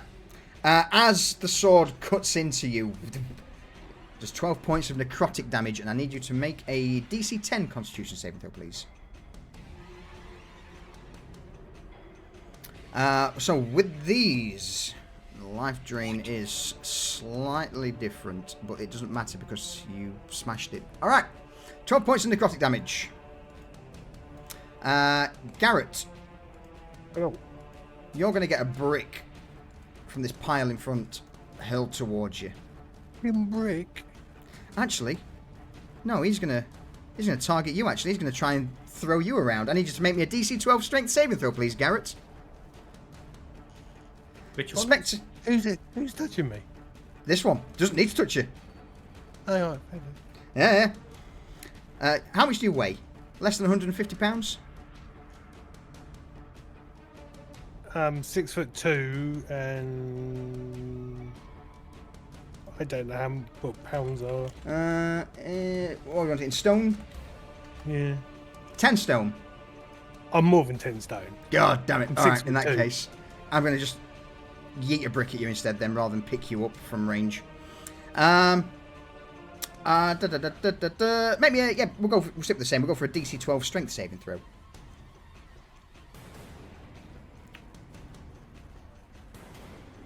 Okay. You can do it.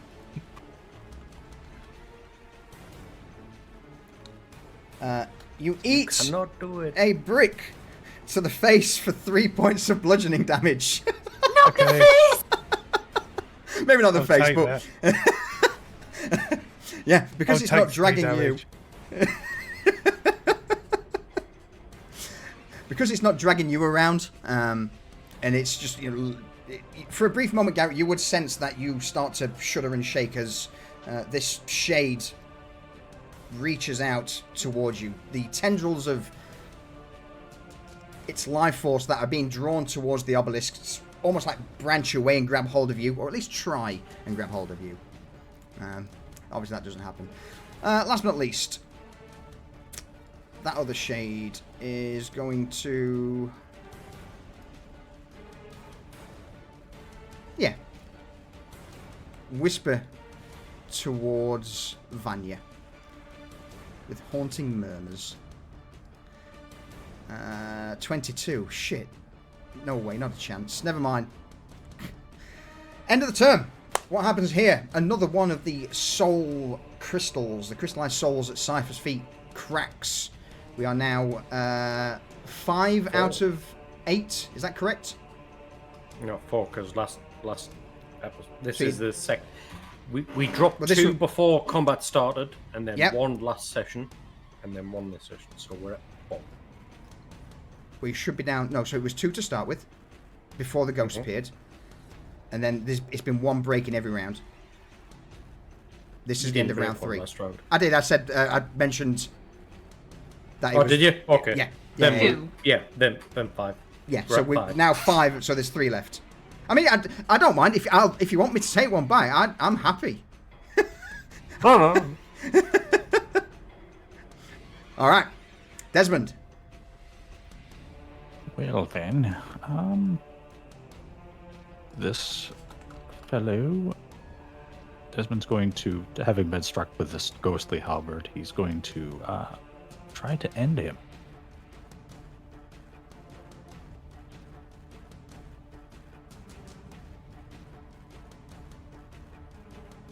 Does a 17 strike this? Yes, without a shadow of a doubt. Pretty sure. I just want to make sure it wasn't like one of the special ones.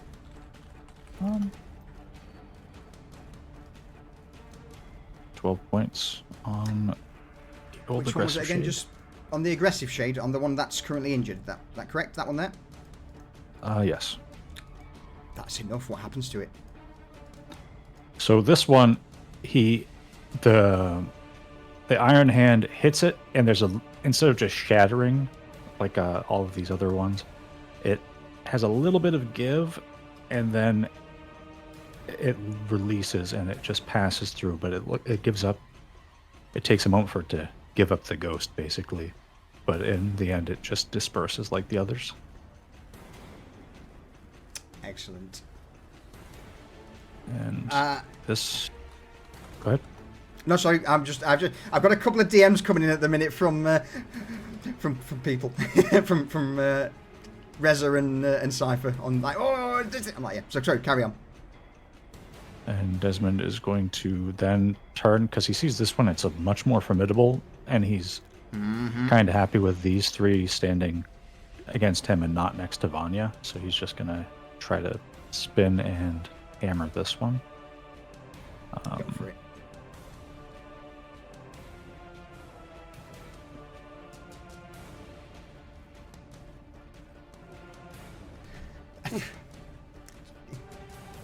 $22 hits, 11. It's not enough to bring it low, sadly. But it's a relatively good roll. So I have a question about this. I have Crusher, and I want to hit some of the blunt weapon. I can move them 5 feet. Normally, yes. But due to the fact that these things are incorporeal, Okay. I'm going to say no. But then again, Yeah, they actually, can't move no, away from the obelisk, can they? yeah, they can't. Yeah, so two things: they can't move away from the obelisk, but with your soul, crystallized soul, meaning that you can affect them, I will let you. If you can move them closer to the obelisk, but that's the only move you can do with Crusher in this situation. All right, I then would say. I'm not going to do that because that would put them closer to Cypher.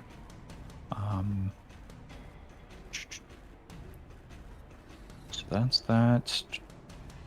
Struck twice.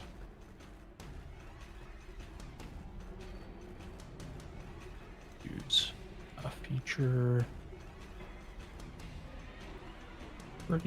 Yeah, we've had a short rest. Absolutely. Gonna fire off. Second wind. Always going for it.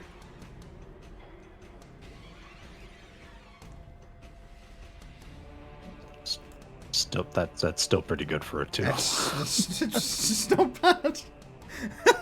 It's a shame it wasn't the. I mean, 17. Fucking hell, that could have been crazy. All right. Anything further? Nope. He has not used his reaction yet, but he has used all of his actions that he can. Excellent. Cypher.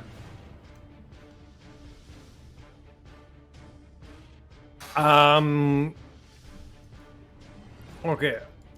The shade yeah. to the south, that's already grappled. Yeah, will yeah. cling on to this shade like its fucking life depends on it. Right. As Cypher's voice gets louder and he lets out a shriek as he burns his own life force to speed up the process because it is fucking agony. Yep. Cypher will take damage to speed this process up. Yep. All right. So in that case, if you're doing that, that would be a D8. For such a 1d8, yeah.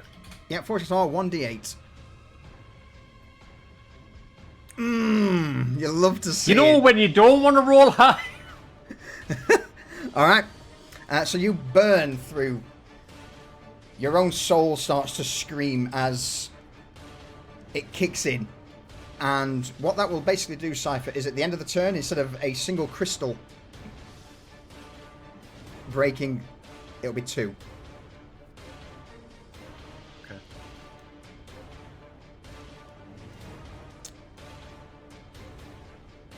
Shade at the top? The shade at the shade bottom? at the top, I'll try Is that still grappling or is it the hurling? shade at the bottom is... no, the shade at the bottom's just going to keep grappled. He's given the angry hugs. The Alright. shade at the top will try and angry hug this fella. Alright, send it. Acrobatics! That was 9 verse... garbage. it's alright, we're all good. I'm going to roll even more worse. Of course I am! He speaks the words and manifests destiny. What is going on with rolls? Where's my crit tonight? God damn it. You had yours already. I know, tell me about it. Anything further? I think that's you done, Cypher, correct? That's it. Alright, Reza, over to you.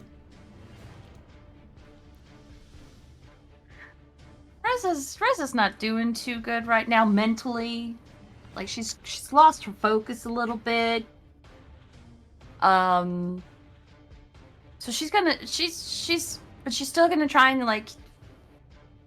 We just got stumble. I have to protect Cypher. So she's gonna take the Malice Blade and the one that tried to siphon her life. This one that I still have targeted. She's gonna attempt an attack. All right.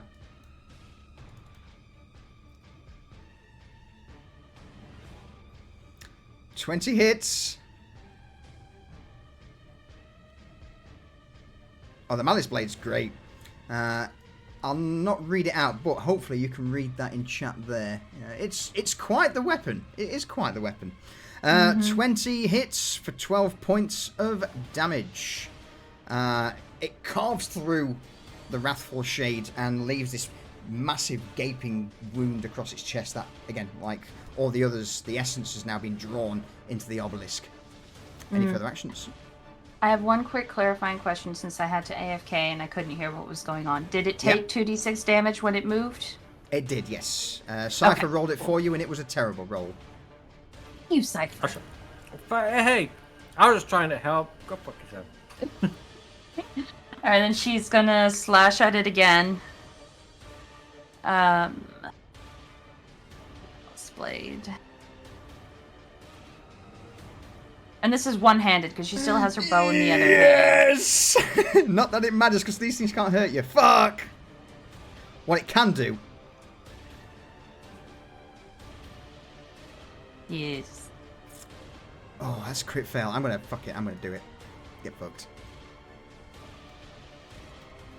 One of the spectres that are currently being drawn into the obelisk. Because bear in mind, it's not just these spectres on the ground. These are the ones that are actively fighting against you and trying not to be consumed by Cypher's spell. There are still a plethora of various souls that are swirling around in this vortex of power from Cypher. And with an outstretched hand, you will see the Wrathful Shade just almost grab the wrist of one of these souls and just yank it out of the vortex into the ground right next to it. So I'm going to bring a shade back in. But right next to it. There we go. Wonderful. And so I guess let's call this my bonus action. Yep. Do these shades have the features of the people they were in life? And would she have recognized any of them? Roll me... in regards to their armor, it's possible, yes. Roll me a investigation check quickly. She also heard something that makes this relevant. Now I crit. What would you like to know is the answer to that question. I'm gonna DM you. Alright, okay. That's a perfect chance, actually, because Orc Skull just came in with the raid. Hello, Orc. How you doing, buddy? Orc, also, thank you, man. I have seen you in there. Depleted Uranium Cowboy. That is an amazing name. Welcome in. Welcome in. Oh, dear. Raymond, I'm glad you're doing well, buddy. Hey, up, sweetheart. How we doing? How we doing, mate? How was your stream?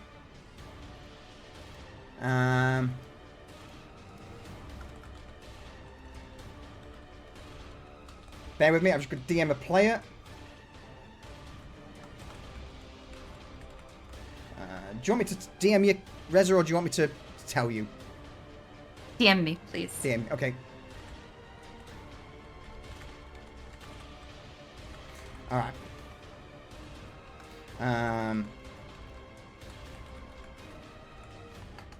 That makes sense? So, it does. Reza's Perfect. features kind of shift and shudder, and her hideous appearance begins to present itself. So Let me throw that up. Yeah. The usual features, the beauty of Reza slips as, your more vampiric nature begins to show through. Mm-hmm. And that's my turn. Okay. The Wrathful Shades, though, they are going to... We've only got 3 left. One is down here, so this one's going to try and break free from its grasp. Okay. Acrobatics or athletics? Oh my god, give me some good rolls, please! I want to hurt them. No, you stay where you put. It doesn't break free. The Wrathful Shade up near Reza, they...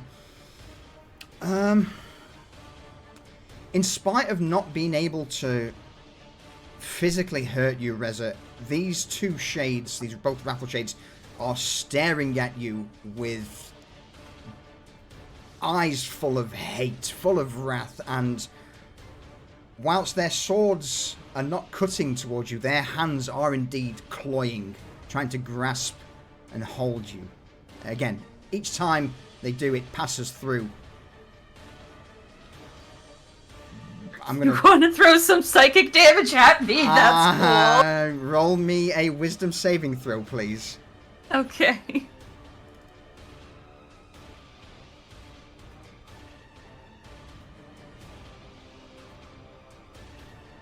It's wisdom. Wisdom. It starts with a Oh, W. it's up there. Okay. I'm a dumbass.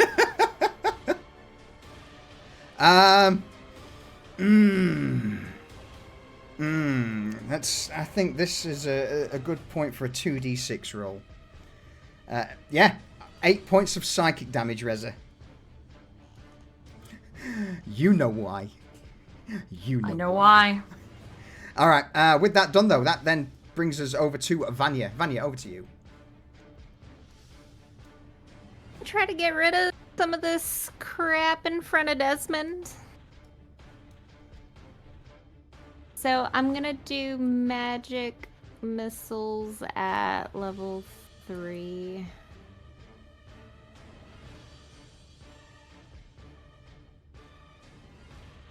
All right.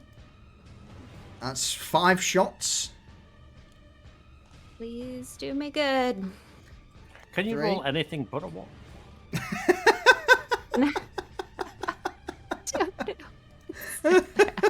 My rolls are terrible today. I mean, Is that guy? he's not gone yet, but he's not looking good. You're still undead. He's still undead. He's still floating. Yup, there we go. So the first one's gone. You've got two more blasts. Here we go. Come on, come on, come on. Yeah, that's good.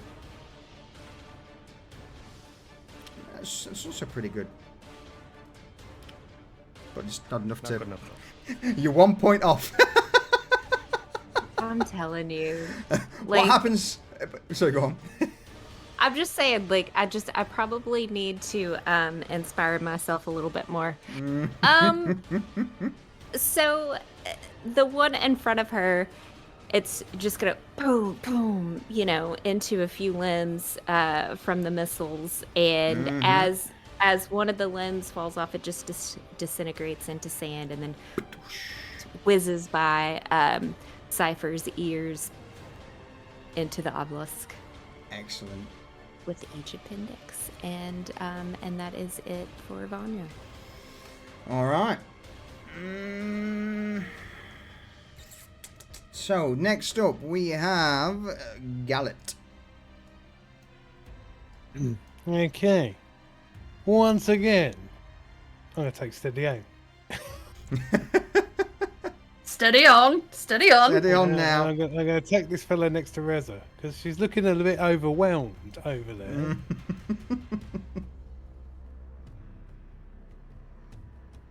Achoo. 20. 30-20. Can I have some good rolls? No. Quatang. 7. Man, yeah, it's not bad. It's not bad.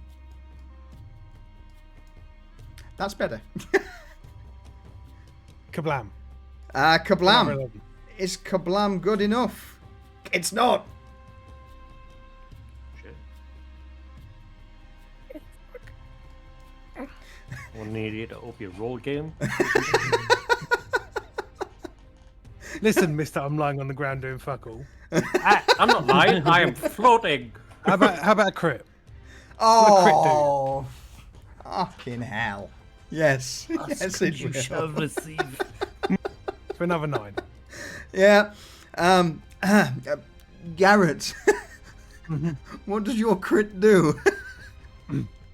Well, the first dagger goes in, and it literally just tears a hole out of this thing, and it starts disintegrating, but it's not going quick enough.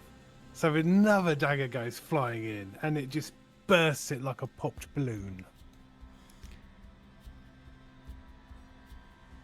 Just before it disintegrates with a last clawing hand towards Reza, you just hear... And it too joins the other souls cascading around Cypher.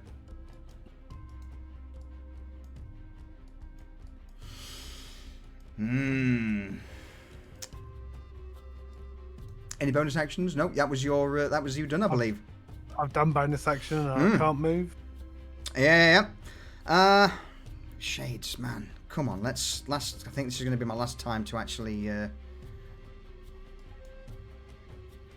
get stuck in with things. So, 10 feet, obelisk, let's go. Everyone forward. You would see those shades that were hanging around at the back now are pretty much just being drawn, kicking, screaming across the floor towards the obelisk. There is nothing they can do to stop it. It's an inevitability.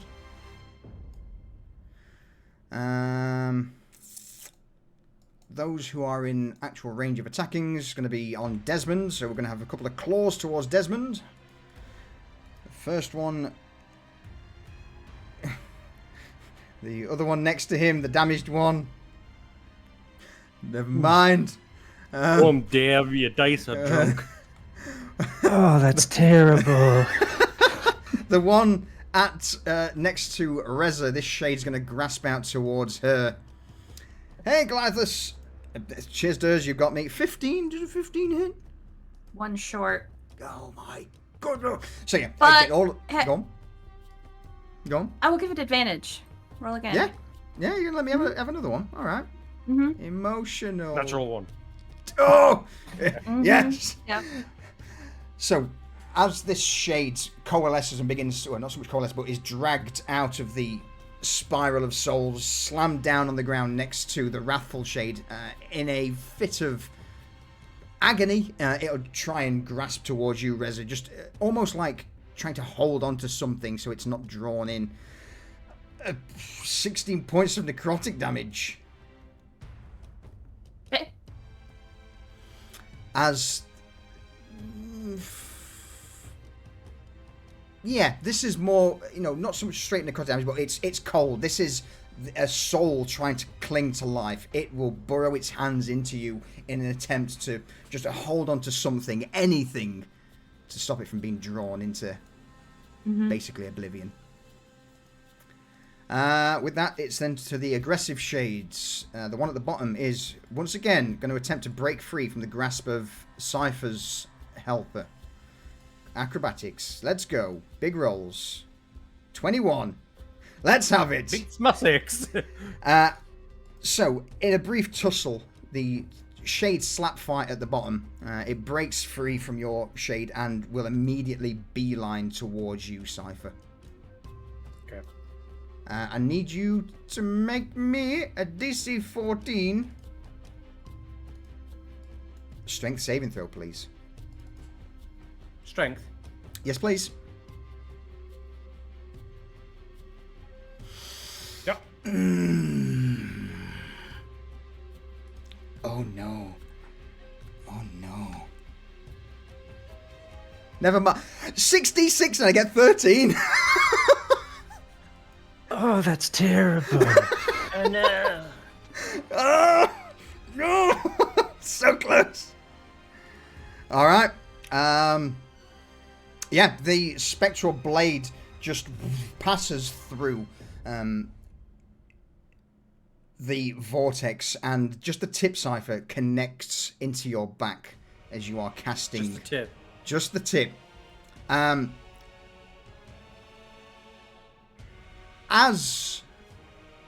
fact, this counts as you burning life force. Would you say? Yes. Alright. If that's the case, then the last crystal on the ground will also shatter.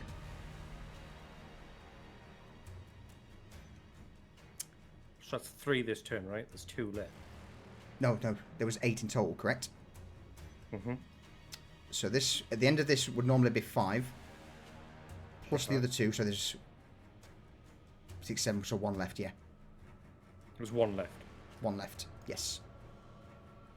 Okay. Are we all good for time?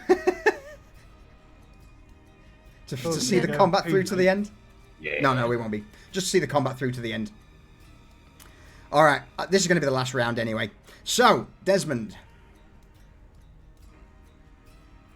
All right. So all of this happening, Desmond is going to really hope that Garrett can end that wrathful shade, I guess. In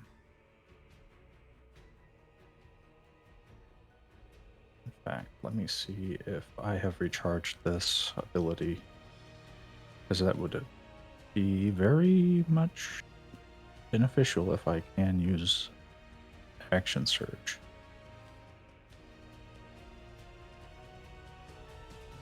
And I have action surge. Okay, so this guy Alright, yeah. attack.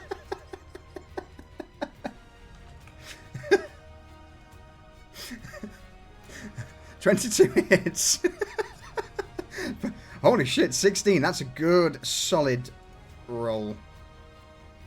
And a miss. 11 is indeed a miss, sadly, with... ooh. All right. So those two attacks. The action surge begins. Another attack. Absolutely. 21 certainly hits. For 14. Oh, it's good, but it's not enough. I believe you have one more attack. Yes, Desmond has one more attack.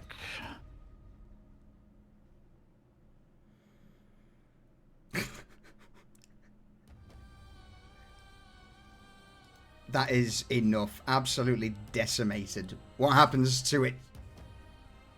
Well, it is very resilient compared to the others, but just the hail of strikes, it eventually just crumples and drops and then begins to turn to effervescent dust, fading away.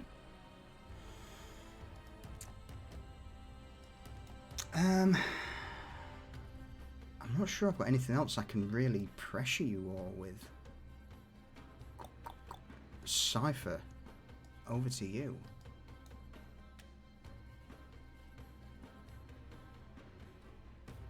Oh. Yeah. Yeah. Ship it. So all you've heard from Scyther is this chanting, screaming noise, and all of a sudden he stops midair, turns, looks at the shades in front of him, and goes, "Aratu escala," and anything that is chaff or weak is just fucking sucked in to the palm of his hand, as Cypher burns more of his life force to fucking end this. Alright. Roll me a d8. Don't get an 8.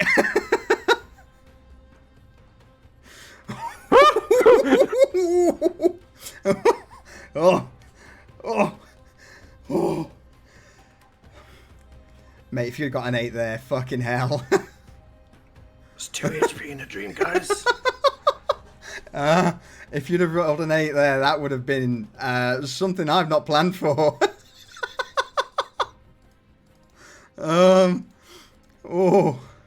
Okay.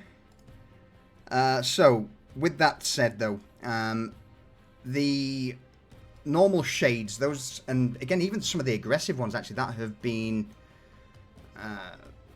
fighting against the pull from this swirling mass of souls. With a brief command word uttered, they all just seem to freeze, as if something in their heads just changed their train of thought. But it's at that moment where they lose the sense of what they were doing that the powers from the coalescing storm of souls takes hold and begins to pluck each one of them one by one off of the floor and into the swirling mass. I'm also going to say, Cypher, this includes your two shades. Yeah. They retreat to protect themselves. The only ones that would be able to hold on to something would be anyone one's close by to someone. So basically, I think that would only be the last Wrathful Shade next to Reza. I will roll a quick check just to see whether or not... Let's go with Constitution saving throw. See whether or not it can... Oof. And that, ladies and gentlemen, is the DM's luck this entire night. With a last high-pitched scream,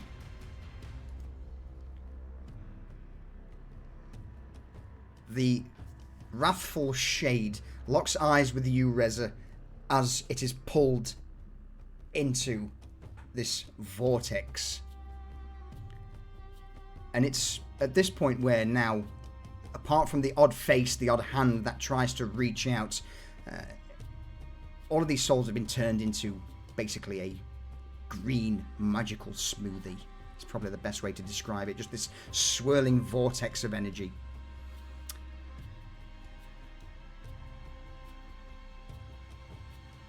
Cypher.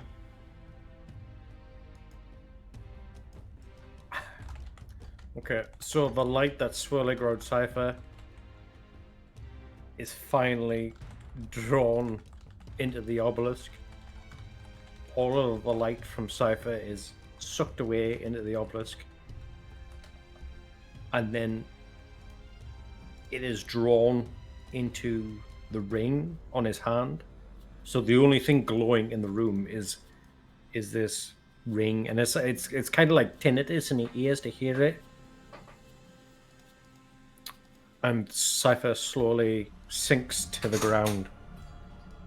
I need to roll something.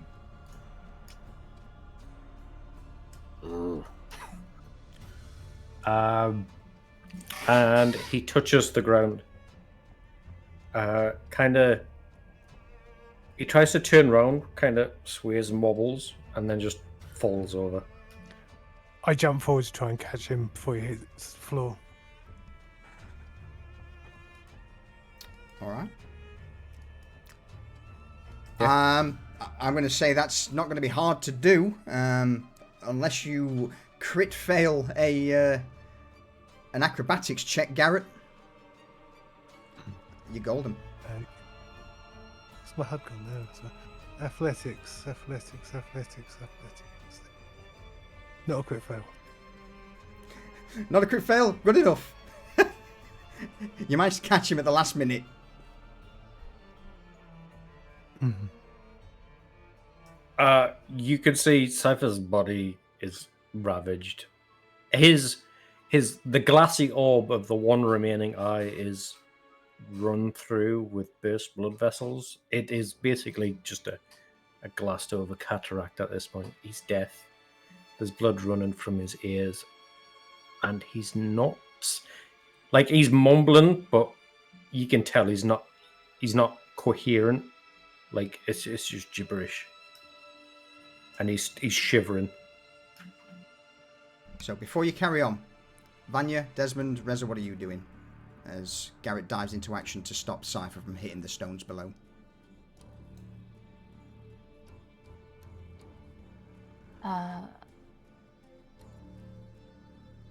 Reza is kind of not paying attention to Cypher anymore, and she's slowly just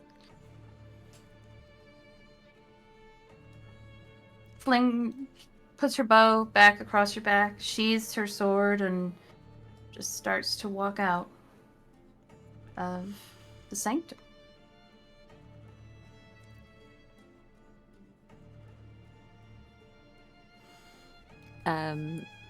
Vanya is gonna ask to Garrett, it's like, I don't. Does he eat souls now? Would if I and she holds out the crystallized soul. It's like, will this help him? No. Oh. Is there anything that I can do to help him? Only I can help him now.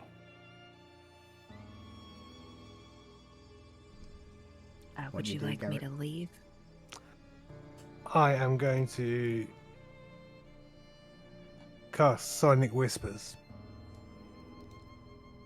and speak to Cypher directly in his mind.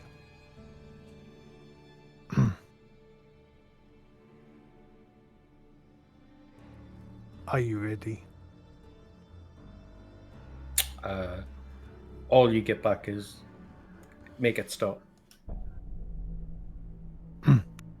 I put a hand out and manifest the Sonic Dagger and hold it there for a second, and then it disappears.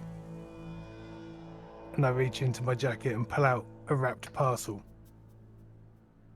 tear it open with my teeth, and throw the paper on the floor.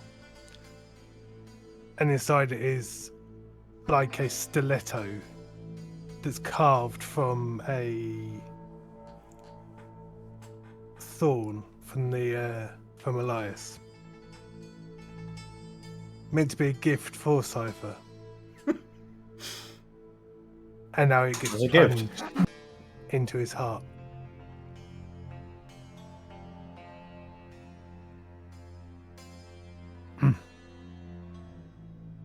Rest, little one. And like the winter you die, and like the spring you'll be reborn.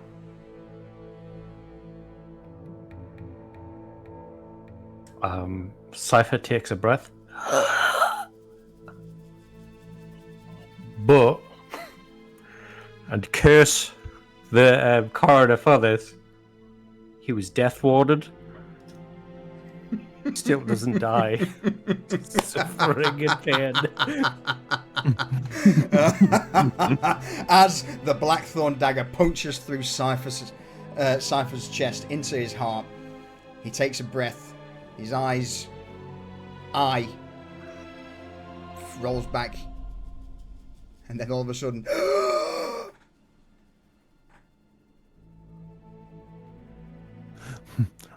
I said you will be reborn, and I pull the dagger out slightly and plunge it straight back in, using the same hole.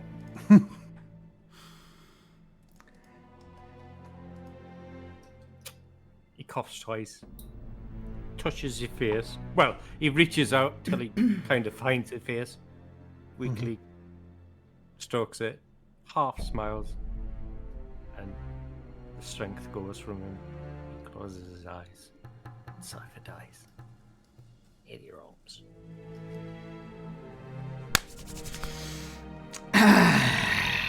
before any further questions can be asked, thank you for joining us for episode 58 of Pariahs. Oh.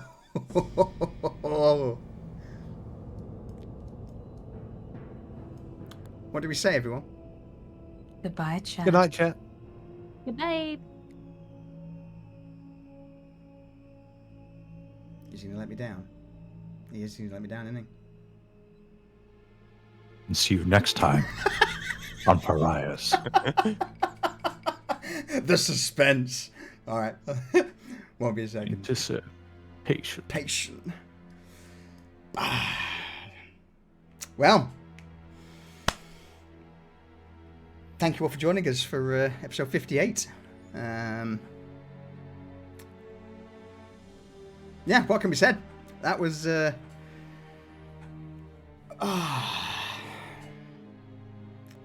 journey. A journey and a cliffhanger. I know, man. I know. It's how the timing works sometimes, and that was, the perfect place for us to cliffhanger that shit. Until next week. Haha. But yeah, everyone, once again, thank you for for being here. Let's get rid of the ominous stuff.